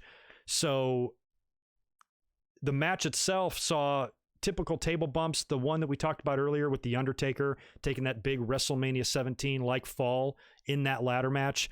Alberto Del Rio took one similar here, but 10 times as worse. I hope it hurt, motherfucker, some of the things we've heard about this guy lately and some of the allegations that's been heaped on him. Holy crap. But he falls off the ladder in the very same way The Undertaker was, but this time he kind of didn't fall on the stack of ladders, or stack of tables. He fell on one table, but he fell from so high, the table just melted like butter underneath him, and he hit that floor with a thud. Ouch. Damn. In the end, you saw Edge win the match and win the title, and he won it as a babyface, and he held the title, and it was great to kind of see him win that as a fan favorite for the first time, especially coming back from an injury that could have ended his career. Achilles sucks. If you're an athlete and you get that injury, you are not the same. Kobe Bryant, famously was never the same after that injury in the NBA. It's a career ender. And if you are able to come back, you got to think that you're going to be limited. You're not going to be able to do what you used to be able to do. And, you know, it's kind of sad because we're getting down to the end here. You know, this was December 19th of 2010, and by WrestleMania, Edge was done. So this is the final days of Edge's world title wins. And really, this was his last real world title win. He's got one more that we're going to talk about here, but it really, in my opinion, shouldn't count, but it does. So technically, he's an 11-time champion, but I think he should really be a 10. So for him to actually win a world title in a match like this as a babyface in his signature match, I thought was a great Edge moment, and I would have been completely satisfied with this being the final win of Edge's career in terms of world titles, because, you know, we probably don't have a TLC pay-per-view without Edge. You know, Edge and Christian and the Hardy Boys and the Dudley Boys made that match famous. Had those matches never taken place, I seriously doubt that pay-per-view or that match would have become a pay-per-view concept. So it's kind of his. So for him to win it in his match, it's kind of like The Rock winning a title on SmackDown. You know, it's just fitting. I would have been satisfied with that being it for Edge. So he now goes into 2011 as the champion, and now, of course, Vicky Guerrero is out to get him. They make it all the way to February 18th. This was taped a couple days prior. In 2011, it's the 600th episode of SmackDown. And Vicky Guerrero announces at the beginning of the show that she's stripping Edge of the world title for using the spear. So much like she stripped The Undertaker for using the Hell's Gate, she now strips Edge for using the spear. They're having some big, gigantic 12-man tag that includes all of the participants in both Elimination Chamber matches that's coming up at the pay-per-view, apparently, like the following week. So that's all a part of this. Vicky then strips Edge of the title and says that she's going to have a coronation for Dolph Ziggler. She's taking the title away from Edge and presenting it to Dolph Ziggler, and she's going to do that officially later on in the show. So you fast forward to that. It's very much like the night after King of the Ring when Vince was going to present the WWE title to Kane. It's very much like that. The title's in a case, I think, and it's sitting there all pretty, and Vicky's about to present it to Dolph Ziggler, which she does, and that's when Teddy Long returns. Now, Teddy Long had been off TV because he was attacked backstage. Vicky was trying to blame Edge for attacking him, but he knew that she did it. She was behind it. She has been behind everything, and he kind of reveals her to be the assailant there. She hired somebody to assault him, and he also announces that Dolph Ziggler, now that he's champion, he's going to have to defend his title right there against Edge on SmackDown. And of course, Edge spears and pins Dolph Ziggler, wins the World Heavyweight title back. After the match, Teddy Long gets on the mic and fires Dolph Ziggler, and it's a happy day for Edge, celebrates as a babyface on the 600th episode of SmackDown, and that was your final world title victory for Edge. After that, he would go into WrestleMania 27 to take on the winner of the Royal Rumble, which was Alberto Del Rio. I have that right? Isn't that the year that it was like the 50-man Rumble or the 40-man Rumble? Del Rio won it, gets the title shot at WrestleMania, and I remember at that time, I didn't know about Edge's injuries. But I did know about Edge's career. I did feel like, as a fan, without knowing any insider knowledge, I felt in my heart like I was getting close to the end for Edge. You know, he didn't have the same physique. You know, he didn't seem like he was even getting in the gym anymore. I knew he had some nagging injuries. So I kind of felt like he was winding down. I thought like in the next couple of years, he was probably going to retire. And since Del Rio was kind of a new guy, they're trying to launch him, kind of get a JBL reborn type of a gimmick out of him. And he won the Royal Rumble, the biggest one in history, a very historic Rumble. To me, it was a given that he was going to go into WrestleMania and win the title, but he didn't. Edge beat him, and he smashed his car at the end of it. He worked one live event after WrestleMania, which was officially his last match, and then the next week he came out on Raw and said he had to forfeit the title and retire. And that was a wrap on Edge's career up until this year's Royal Rumble in 2020, when he triumphantly returned in one of our very last memories of wrestling with fans. He came back to one of the most emotional moments ever. I've talked about it ever since. You know, the way he came back and he had that look on his face, you know, I felt for him. I was so happy for him, you know, so he gets to have one more run, even if it's small, even if it's in weird times with no audience. He gets to come back. We get to see him in the ring again, and I honestly never thought that we would. So that's a pretty big career. I mean, when you go back and look at these matches individually, you know, we'll run through them again here. The first one at New Year's Resolution or New Year's Revolution, when he cashed in the Money in the Bank. Then he took advantage of Rob Van Dam's suspension and weed arrest in July of 2006, won the title there. That was one of his cleanest wins, actually, to be honest with you, was that one in 2006, the second one. His third one in 2007 when he cashed in the briefcase on The Undertaker on SmackDown. And then in 2007, he won the world title again for his fourth with help from Hawkins and Ryder when he created the Edgeheads and all that shit. After that, at One Night Stand here in San Diego in June of 2008, he won the TLC match against The Undertaker, and that's when he had all sorts of help from his stable helping him out, and he wound up tipping the ladder over, and Undertaker takes the big bump. So Edge had about 16 people helping him out there. Later on in 2008 at the Survivor Series, he would interfere and he would basically replace Jeff Hardy in that triple threat match with Kozlov and Triple H when he wasn't supposed to. A lot of help from Vicky Guerrero there to win his sixth title. At the Royal Rumble, Matt Hardy turned on his own brother, Jeff Hardy, to help Edge win the world title there. For number 8, he attacked Kofi Kingston and locked himself in a fucking pod to win the title in the Elimination Chamber. And then at Backlash, he had that help from the Big Show, tossing John Cena through a big spotlight. At TLC, finally, he's a babyface, and he wins the title like a man. Finally, after all of those victories, he finally wins the right way as a babyface, and then he would cap one more off on the 600th episode of Raw right here in San Diego, beating Dolph Ziggler. And I guess in the record books, I got to go look at the records there. Dolph Ziggler is listed as a former World Heavyweight Champion. Is that right? Does he have a 2-hour run? I think he does, or a 5-minute run, whatever it is.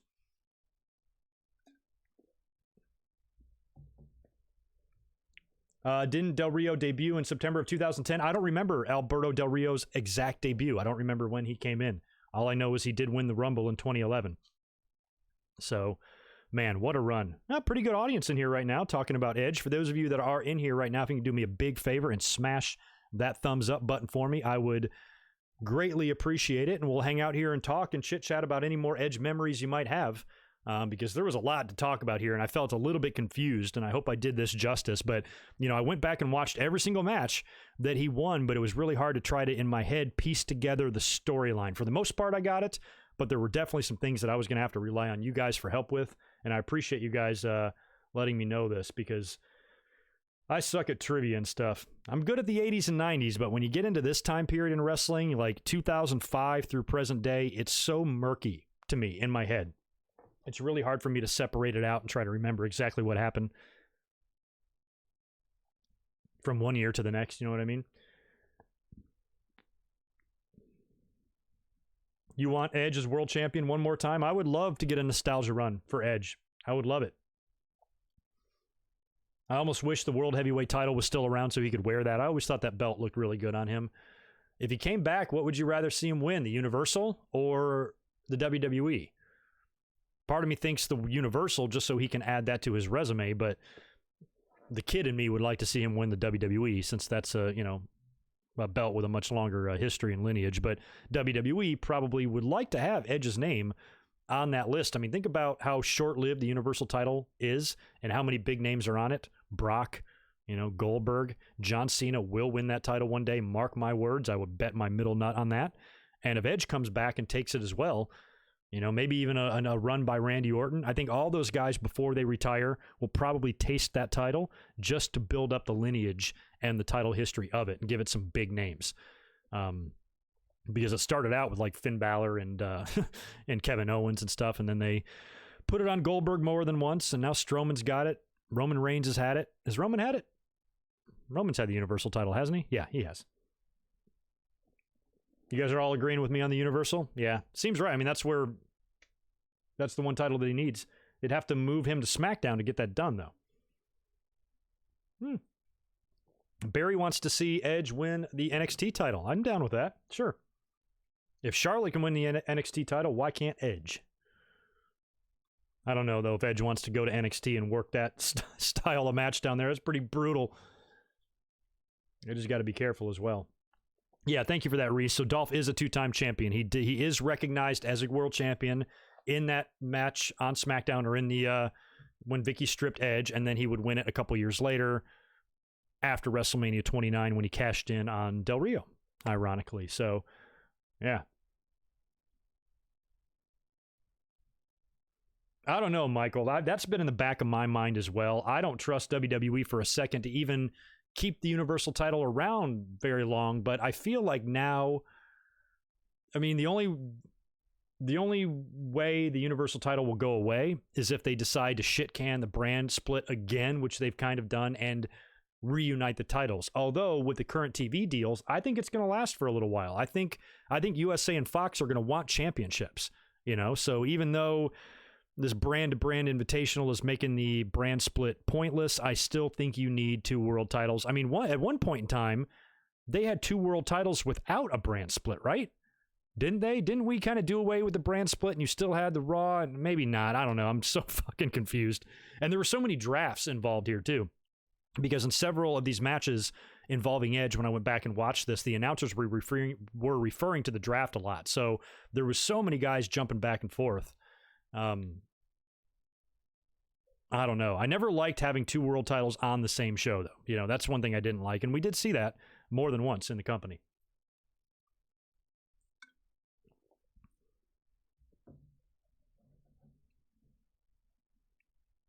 Yeah, I'd be fine. Yeah, a lot of people would be okay with 1 world title. I mean, having 2, though, does allow more world titles to go around.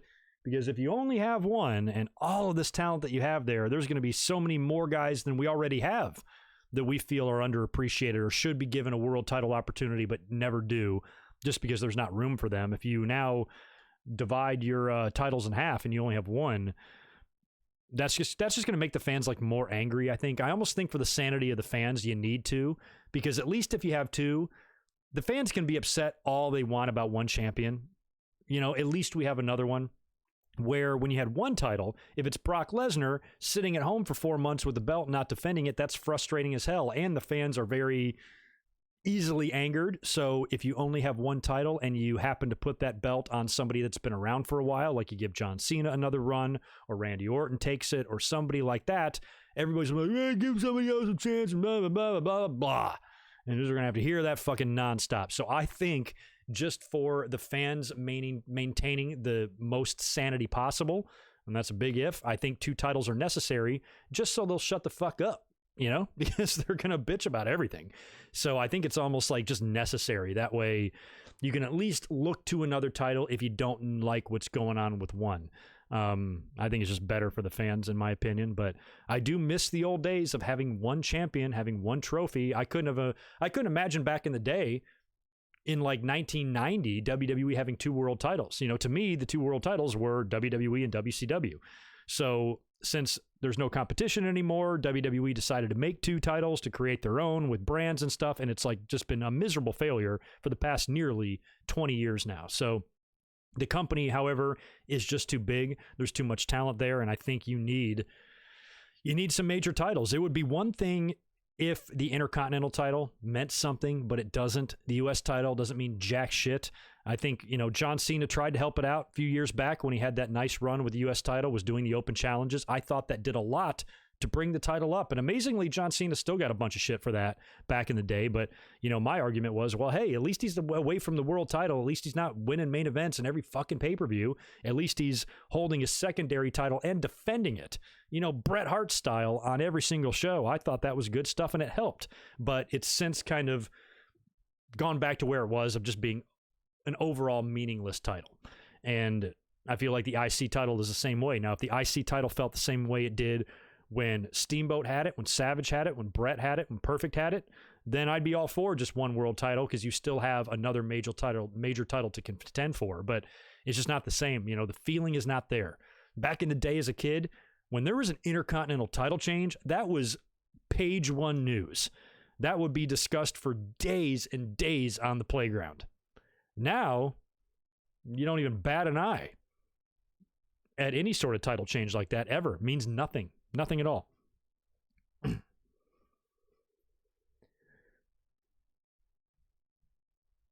Morrison or Gargano? What do you mean, in a match? Nowadays, I might go Gargano. Morrison's super talented, though.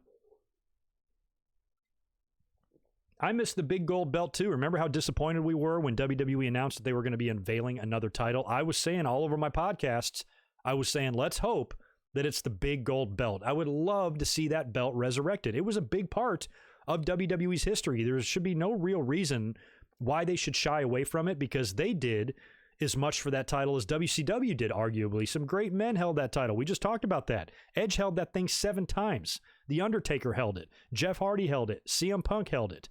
John Cena held it. A lot of great names. Batista. And a lot of legends have held that title. Triple H and Shawn and everybody. So they should bring it back because it has such a rich history already. I'm surprised that they didn't. And at least you'd have 2 belts that look different. And we even speculated prior to the Universal title being unveiled. We laughed and joked here on the channel that, oh, wouldn't it be funny if it was just the world title but a different color? And that's fucking exactly what they did. It looked like a big red Gucci purse. I can't believe they did that. But, that's what they do now. They're not going to bring back the old gold belt. You know why? Because there's not a big fucking WWE logo smeared in cow shit all over the face of that thing. They have to have their logo out there. They have to show their logo to everybody the way a horny little fucking loser sends dick pics to porn stars. I mean, it's disturbing, how they just have to have WWE everywhere. And that old title looks so good. And there's a lot of guys on the roster now. I think AJ Styles should have a chance to hold that title. You know what I mean? That would look great around his waist, the World Heavyweight title. If it had my vote, the old style Intercontinental title with the goddamn black strap, damn it, would come back, and the World Heavyweight title would come back. If I had 2 belt wishes, that would be it. I think the tag team belts need some work. I would love to see the old style brought back there, but we can't be crazy here. I think the Revival even pitched for that, didn't they? They wanted to bring back the old tag team belts from like the 80s and 90s. I would love that. But one thing at a time.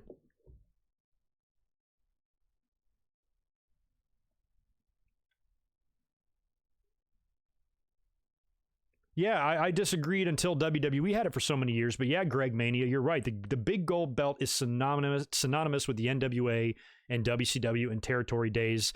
But really, it didn't come in till late. It wasn't there. I mean, Harley never held that belt.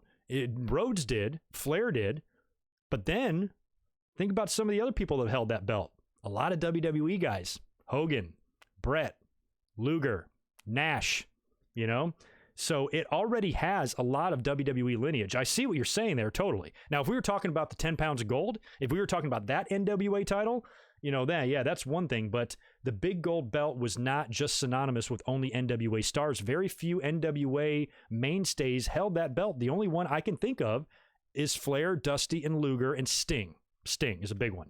But other than that, a lot of guys, even in WCW with WWE ties, had that belt. Jeff Jarrett is another guy that held that belt. And then when they brought it over to WWE, you had Shawn, you had Triple H, you had Goldberg even winning it back in WWE. So he held that belt in both territories. That's what we need to think about. Huh. Is he the only guy? Some little off the top of my head trivia there. Who has held the big gold belt in both promotions? Goldberg. Not Brett, not Jarrett, not Nash. Nash had a chance. Nash had some title matches. He's it, isn't he? Huh. Did I just figure something out? You guys help me out. Clarify this for me. Is Goldberg the only person to hold that particular physical title in both companies? I think he is. So, yeah, I mean, I totally get what you're saying there, but I still think WWE has a claim to some lineage there. It's still that's where it belongs, and that's where it was born and created and all of that. And the kid in me, I'm probably older than most everybody in this chat right now. So trust me, the big gold belt and the old WCW in 605 days, that's where it belongs for me too. But WWE, I think, did a very good job and an acceptable job building their own lineage to it as well. Between the two companies, everybody that held that thing is pretty much a Hall of Famer. So that's good. And in the WWE, David Arquette, WCW has a worst history with that belt because they gave it to David Arquette. Oh, Booker T, right? Booker T, Big Show. Thank you. Booker T just entered my mind right now. I forgot about Big Show. Yeah, Booker T. I forgot. Okay. So 3, Booker T, Big Show, Goldberg. That's got to be it. Yeah, I completely forgot about Big Show. How did I forget about that? Yeah. Booker T, Big Show. Huh. Cool. Okay, so I was almost smart. Almost smart. I missed a super chat. How Wheezy? Good to see you, man. You are awesome, brother. You are awesome, too, with your awesome sunglasses. Good to see you in here, man. Always appreciate you, How Wheezy. Got several monkey wrenches in here. Look at 500 people in here talking with me about Edge. I did not expect an audience this big. That's awesome. We'll be up here tomorrow night, too, immediately following Raw. We've got a deep breath axe throwing competition between the Street Profits and Viking Raiders. Last week we had a basketball game. They're doing the deal where they're trying to, whatever you can do, I can do better type of thing. And I get it. They got to do some weird things during the pandemic and do whatever they can to entertain us. But the basketball thing was just fucking dumb. And now they're doing axe throwing or axe tossing. I don't know. And who was the asshole that told us that Angelo Dawkins was released? What's wrong with you? Trolling us in here. Ooh, Benoit. Thank you, Sonny, man. Thank you, Sonny. Kurt Angle is not right. Kurt Angle. Oh, no, Kurt Angle was never in WCW. He would have had to held in both companies. Now, Kurt Angle, he did hold the world title during the invasion, did he not? I think, but that doesn't count. He would have had to held it in WCW and WWE. So Benoit. So now we're at Benoit, Booker T, Goldberg, Show. 4. Here I thought it was 1. Thank you for that. Benoit is definitely it. Now Benoit he's kind of sketchy because he won it, but it counts. You know, he did win it in WCW. And then he won it 2004 as well at WrestleMania 20. But his WCW run was like one day, and then he was off with the Radicals to WWE. But it counts. So that's 4. Yeah, Jorge, we talked about Drew Gulak yesterday. The news of Drew Gulak being released actually broke during the podcast yesterday, and we talked about it in real time. So go back and check out yesterday's show if you want to take a look at that. We got into a really fun week of wrestling. AEW and NXT was off the hook this week. Raw had some big news with Becky Lynch becoming pregnant and Asuka being the new champ. SmackDown had some things going on. We had a lot of news to get into, including Martha Hart on Talk is Jericho. We talked about The Undertaker Last Ride. All sorts of great shit yesterday. And tonight, when I'm done with this, I'm going to check out Last Ride Part 2, and I will give you guys some thoughts on that tomorrow night for the Raw stream. And I also want you guys to remember that this coming Tuesday is the series finale, or season finale, of Dark Side of the Ring on Owen Hart. So immediately after Dark Side of the Ring, I'm going to record a review, and I'm going to have it up to you guys to premiere Wednesday morning at 10 a.m. Pacific time. That'll be 1 p.m. on the East Coast. So keep a lookout for that early Wednesday afternoon. I'll have a full review up of the Owen Hart Dark Side of the Ring. It will not be a live stream. It will be a full-blown recorded review. I want to make it a podcast style kind of discussion. And we'll talk about that on Tuesday. We're loaded this week with videos, man. You got me tomorrow night. You're going to have me on Wednesday for the Owen Hart stuff. And then on Friday, I've got to come up here a day early for the Winged Eagle podcast because we need to predict Double or Nothing. So I'll be up here immediately following SmackDown for the podcast. And then on Saturday, after Double or Nothing, I'll be up here for a review. So just to recap, tomorrow for Raw, Wednesday for Owen, Friday Winged Eagle, Saturday Double or Nothing review. That's a lot. That's 4 more videos this week. Right on. 5, including this one.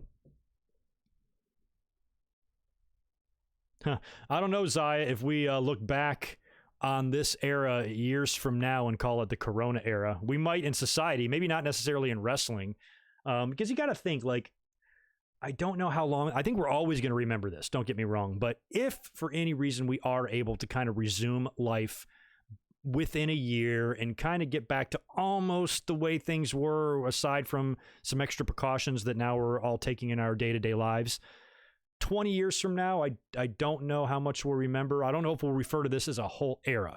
We might just refer to it as a really crazy year, the WrestleMania 36 year or the Corona year or whatever, where things were weird and all of WWE's production had to take place in a fucking gym, which is still kind of mind-blowing. It's almost becoming normal now that we're week in and week out of all these empty arena matches across Raw, SmackDown, NXT, and AEW. But it's still a pretty surreal time, you know, still a pretty surreal time.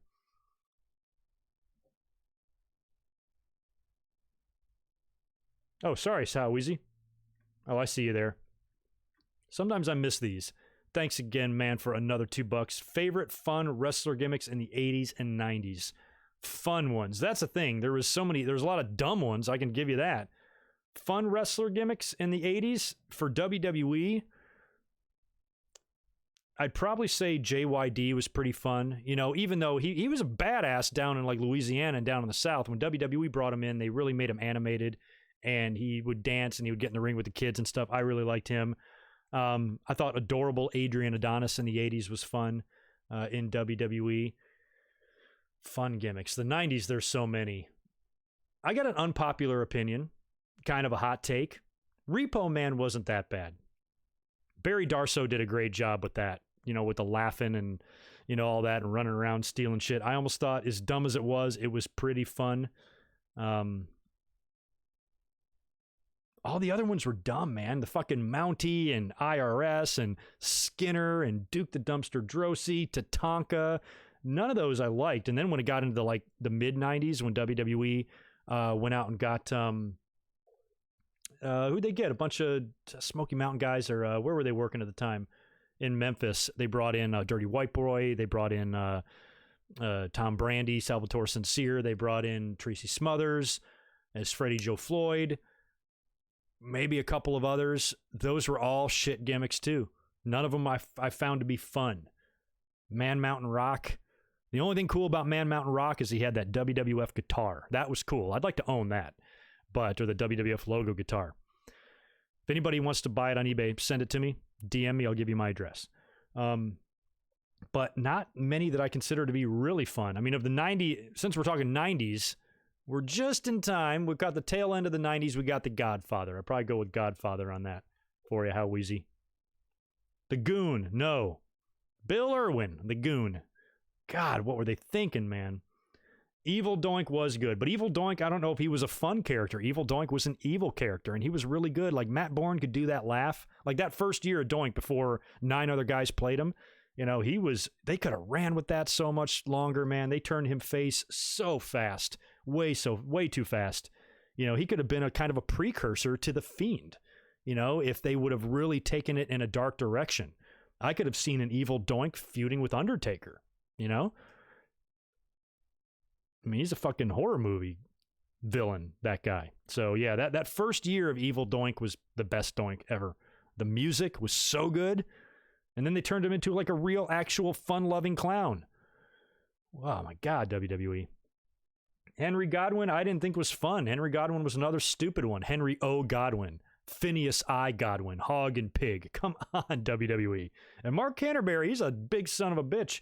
My buddy Daniel just recently refereed a match of his. He's still fucking wrestling, from what I understand.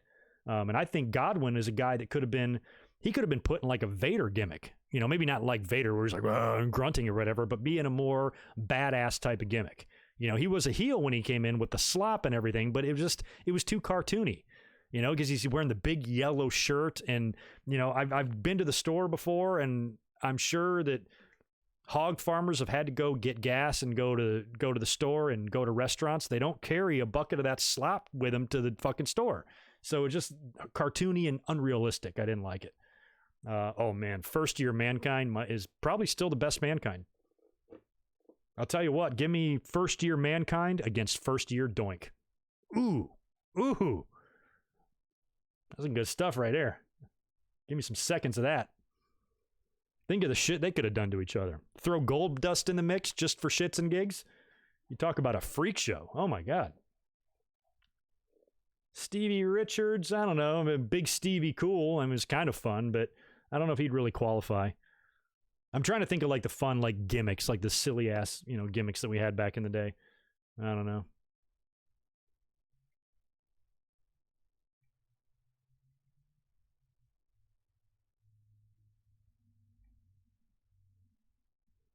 Did I prefer WCW as the NWA or WCW?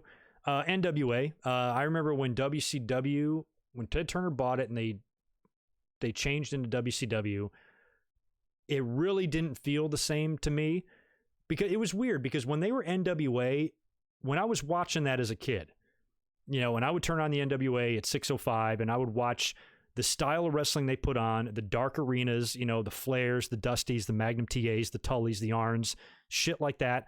The atmosphere of it with the dark arenas, and just the more the grittiness of it, I didn't really consider, even though it was professional wrestling, I didn't consider it to be like direct competition to WWE. I considered it to be something else to watch. I didn't even really consider them in the same category, even though they were the exact same thing. I had more of a separation in my mind of the two companies. When WCW, when they changed to WCW and then they upped their production and they went into Universal Studios, and then it transitioned into like 93 and then into 94 when they picked up Hogan, I remember not liking that. I remember thinking that they were trying to be way too much like WWE. I was a diehard WWE fan, and I didn't like the fact that the other wrestling channel, or the other wrestling show that I like to watch on another channel, is now trying to do what WWE does, bringing in all the wrestlers, Hogan and Bossman and Earthquake and Savage and Duggan, everybody, and Honky, everybody came over, and it just ruined its entire identity for me. To me, that was my Black Saturday. You know, they talk about Vince buying Georgia Championship Wrestling and then supplying TBS with his own content and pissing everybody off. It wasn't to that level with me, but I definitely felt an aversion to it. Like, I didn't like what I was seeing. It was better overall for the company behind the scenes in terms of money and financially and what they were able to do and sign Hogan. The Crockett's would have not been able to pull that off. Ted Turner was the one that had to get that done. So for them, it was great. But for me as a fan, I missed the way it looked before, and I didn't really like WCW the way it was. So yeah, for me, it was the NWA. Those are my more fond memories of watching them, and some of WCW days too, you know, because that buyout came like 89 or 90 or something. So I guess like 89, 90, 91, and maybe even a little bit of 92. Because I remember Owen Hart came in for a couple of matches in 92. Maybe during that time period, I was the more tolerable years of WCW. It wasn't until Mean Gene and Bobby Heenan came over, followed by Hogan, followed by everybody else, that I was like, holy shit, they've changed. If they want to be WWE, I'd rather just watch WWE. So I preferred NWA. Plus, I lived in the Carolinas, so I was all about that shit.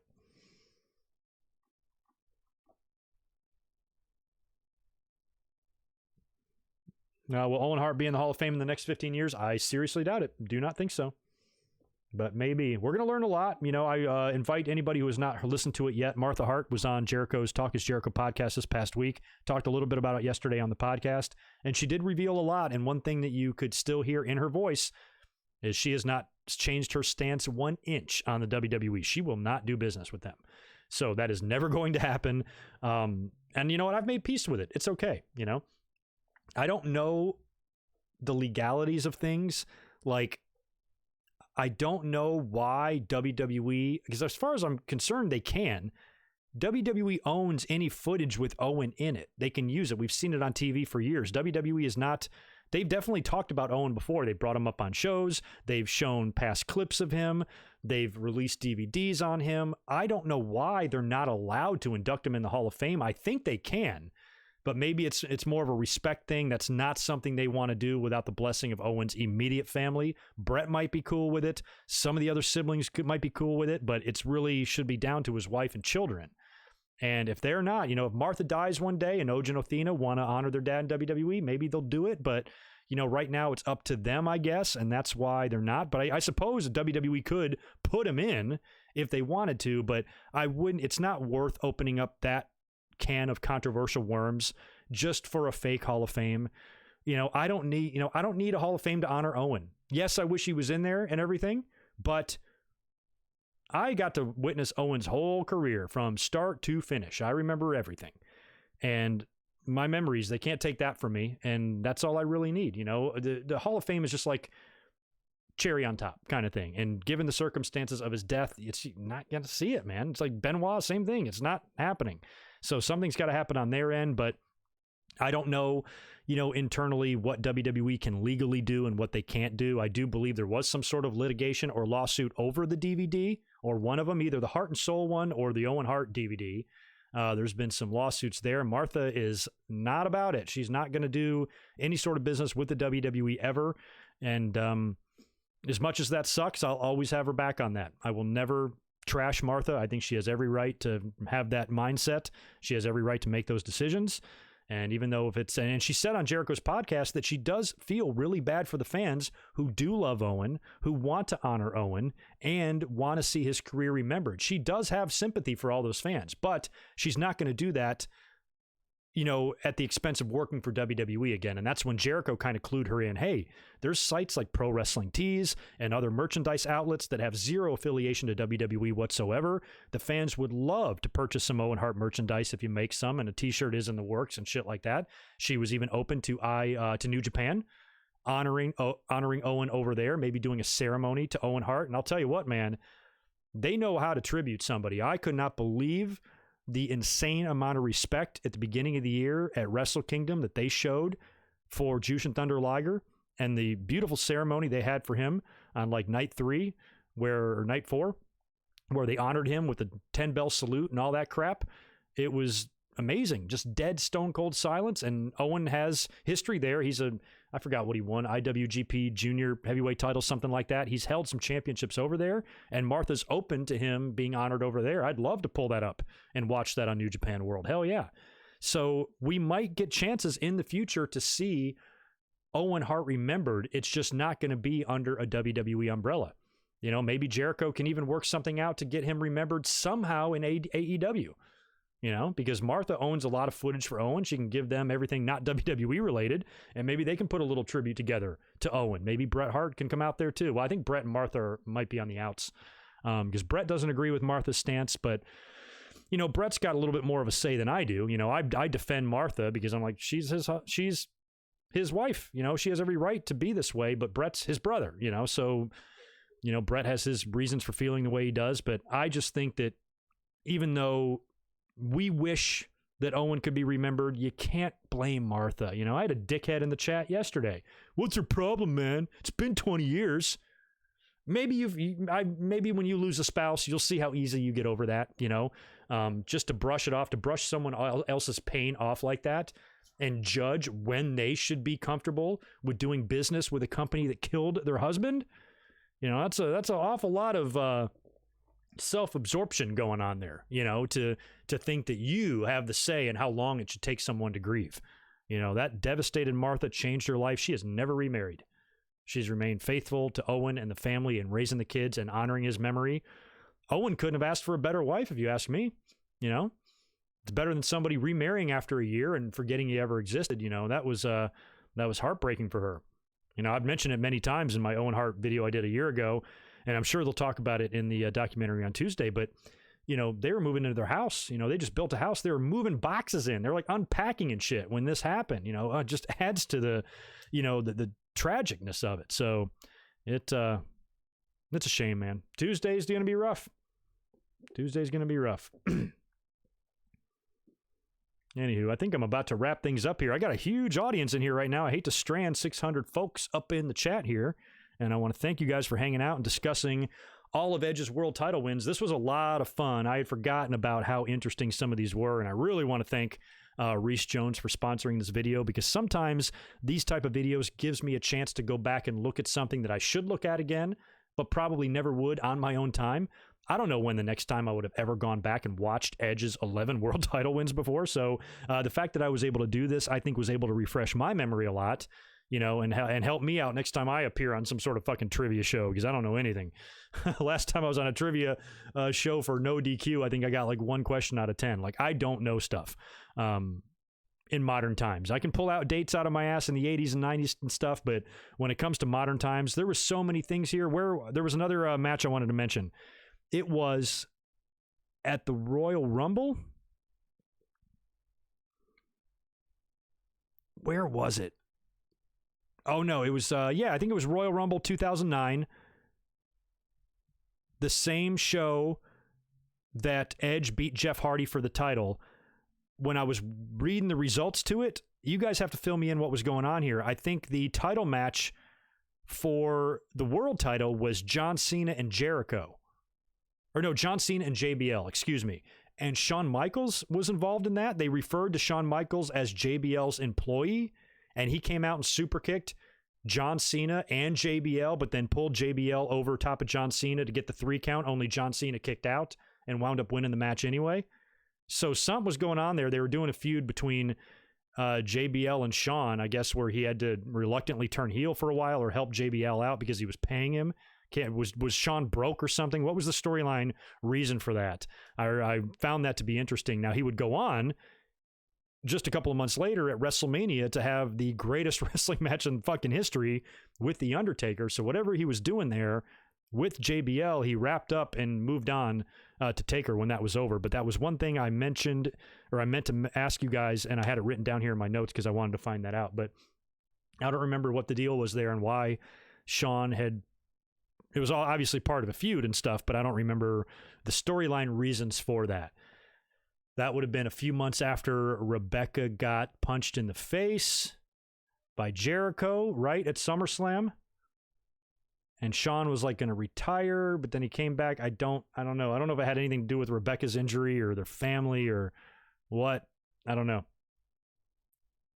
Shell Shock, that's a good idea. Maybe do a live stream on all of John Cena's wins. That's going to be a lot of match watching.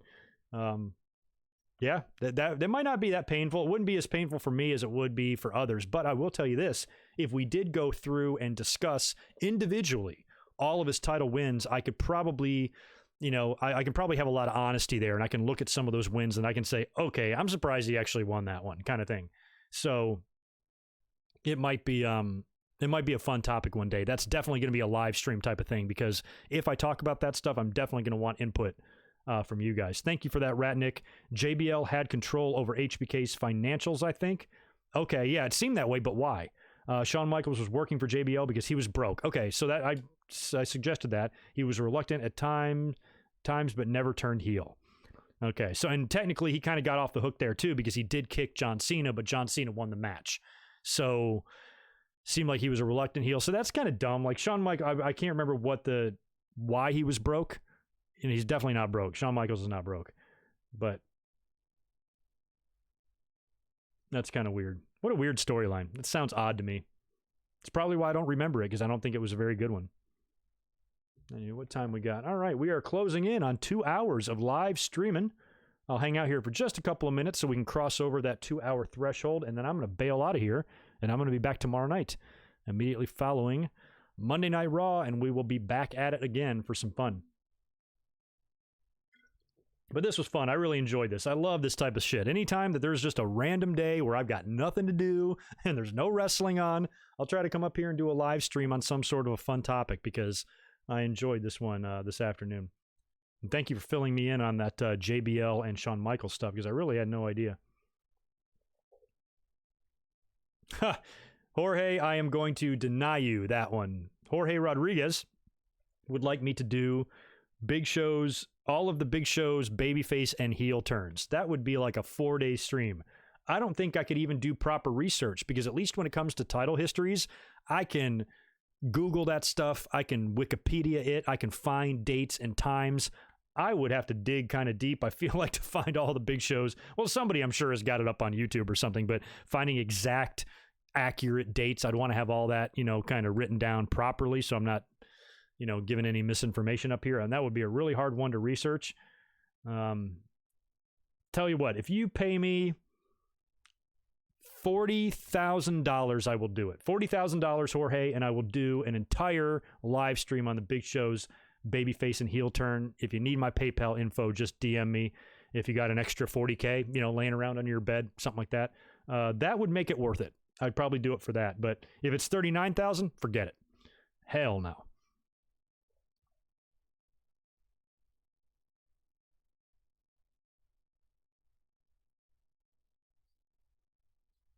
Andrew, thank you for the $5, dude. What do you think of The Undertaker's last ride so far? Keep up the great work. I've only watched part 1. I'm watching part 2 later on. It was on the network earlier today. I just did not get a chance to watch it before the stream here, so that is on my agenda tonight, and I will give my full thoughts on part 2 tomorrow. But I did read a lot of feedback on Twitter, and it was good. It was real good.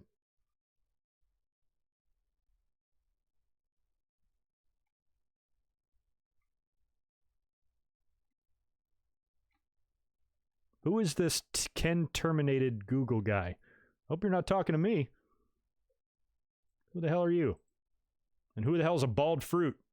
If you're talking about me, it's going to be your last day in this stream. I'll tell you that. I think so. Big Show turn is like 145 times in 1 year. I am curious. That is one thing I'm curious about for you stat seekers out there. How many actual times combined babyface and heel turns has he had? I mean, I know we joke and say it's 145, but I got to say it's close to 20, correct? You know, wouldn't you think? It's got to be close to 20. I mean, at one point it seemed like it was happening. At one point it seemed it got to the point where when Big Show was on TV, I didn't know if he was a heel or a face, you know, or if he'd be off TV for a while and come back. I didn't remember which one it was. I don't know.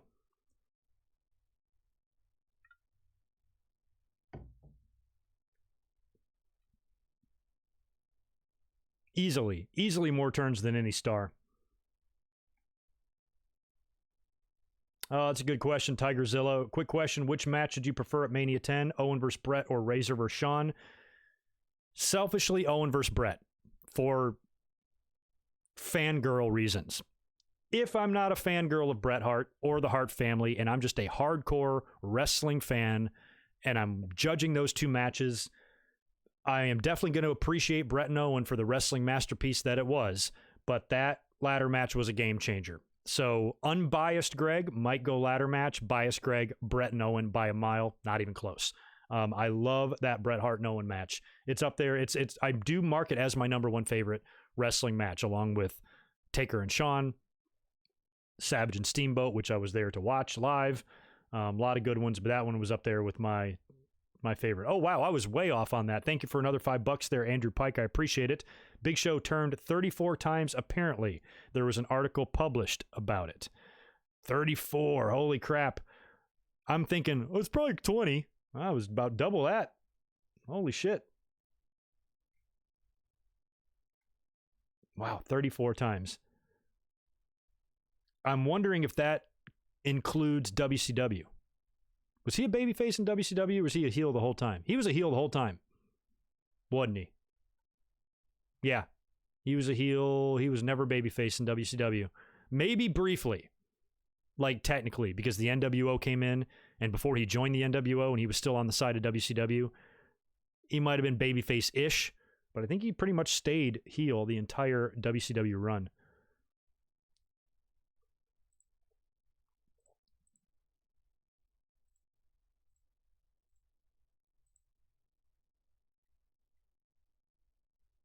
Got to be a record. Hell yeah. I mean, I think about I remember back in the 80s thinking that it was absurd how many times Paul Orndorff turned heel. You know, because he was heel and then he turned babyface right after WrestleMania 1 and then he turned back heel attacking Hogan, one of my favorite childhood memories ever, when he attacked Hogan on TV when he was having a tag match, when they were supposed to have a tag match against Bundy and Studd. He attacked Hogan, hit him with the pile driver, and the two would go on to have a phenomenal feud in 86. One of my favorite Hogan feuds, probably my favorite Hogan feud of all time, was with Orndorff in 86. But then after that, he was back to being a babyface again and would actually team up with Hogan at Survivor Series in 87, and then he was gone. So he was heel, face, heel, face, heel, face, and I remember thinking that was excessive. That's nothing compared to fucking Big Show. Piper was kind of like that too a little bit. He was heel, face a couple times, but, you know, Orndorff was big time back then.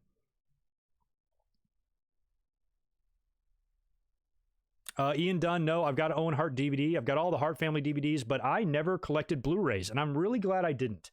Back in the day, my early days of doing DVD reviews, we would talk about that a lot, and you guys are like, I can't believe you don't collect Blu-rays, and I was just resistant to them. You know, I didn't like how long Blu-rays players took to get working. I have a great upconvert DVD player. I just prefer the regular media.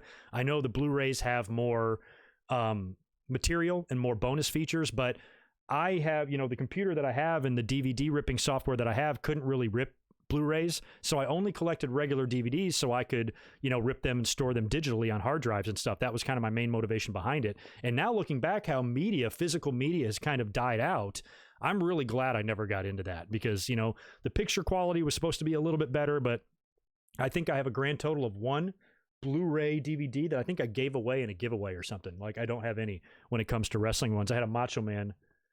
Blu-ray, and I gave it away. So I was just never into them. I didn't understand them. I liked regular DVDs, and I take a while to, it took me a while to even get into DVDs. I still clung to VHS tapes for about a year there until I realized that you got to go to DVD. So never collected Blu-rays, never had any interest in them at all. And now looking back, I think I made the right call, because that would have been a waste of money. Those things were more expensive, and I just rather shell out $20 for a new DVD, or if it's one I don't own, pick it up on eBay for half the price, and I can build my collection pretty fast. And that's what I was able to do.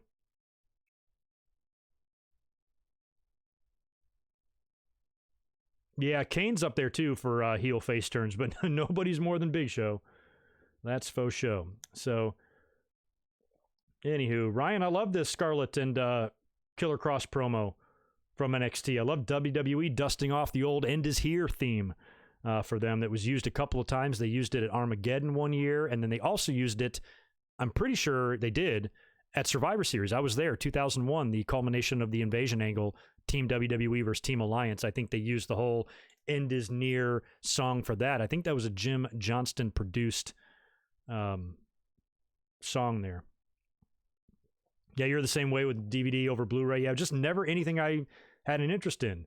I'm pretty sure the DVD player I have like a little single player DVD, just jerry rigged into my TV, just plugged in to play a DVD if I need it. And I'm pretty sure it is a Blu-ray player. But in my closet in storage, I've got a great Sony 5-disc changer that, was an upconvert DVD player. So it had everything in full, maybe not 1080, but yeah, I think 1080.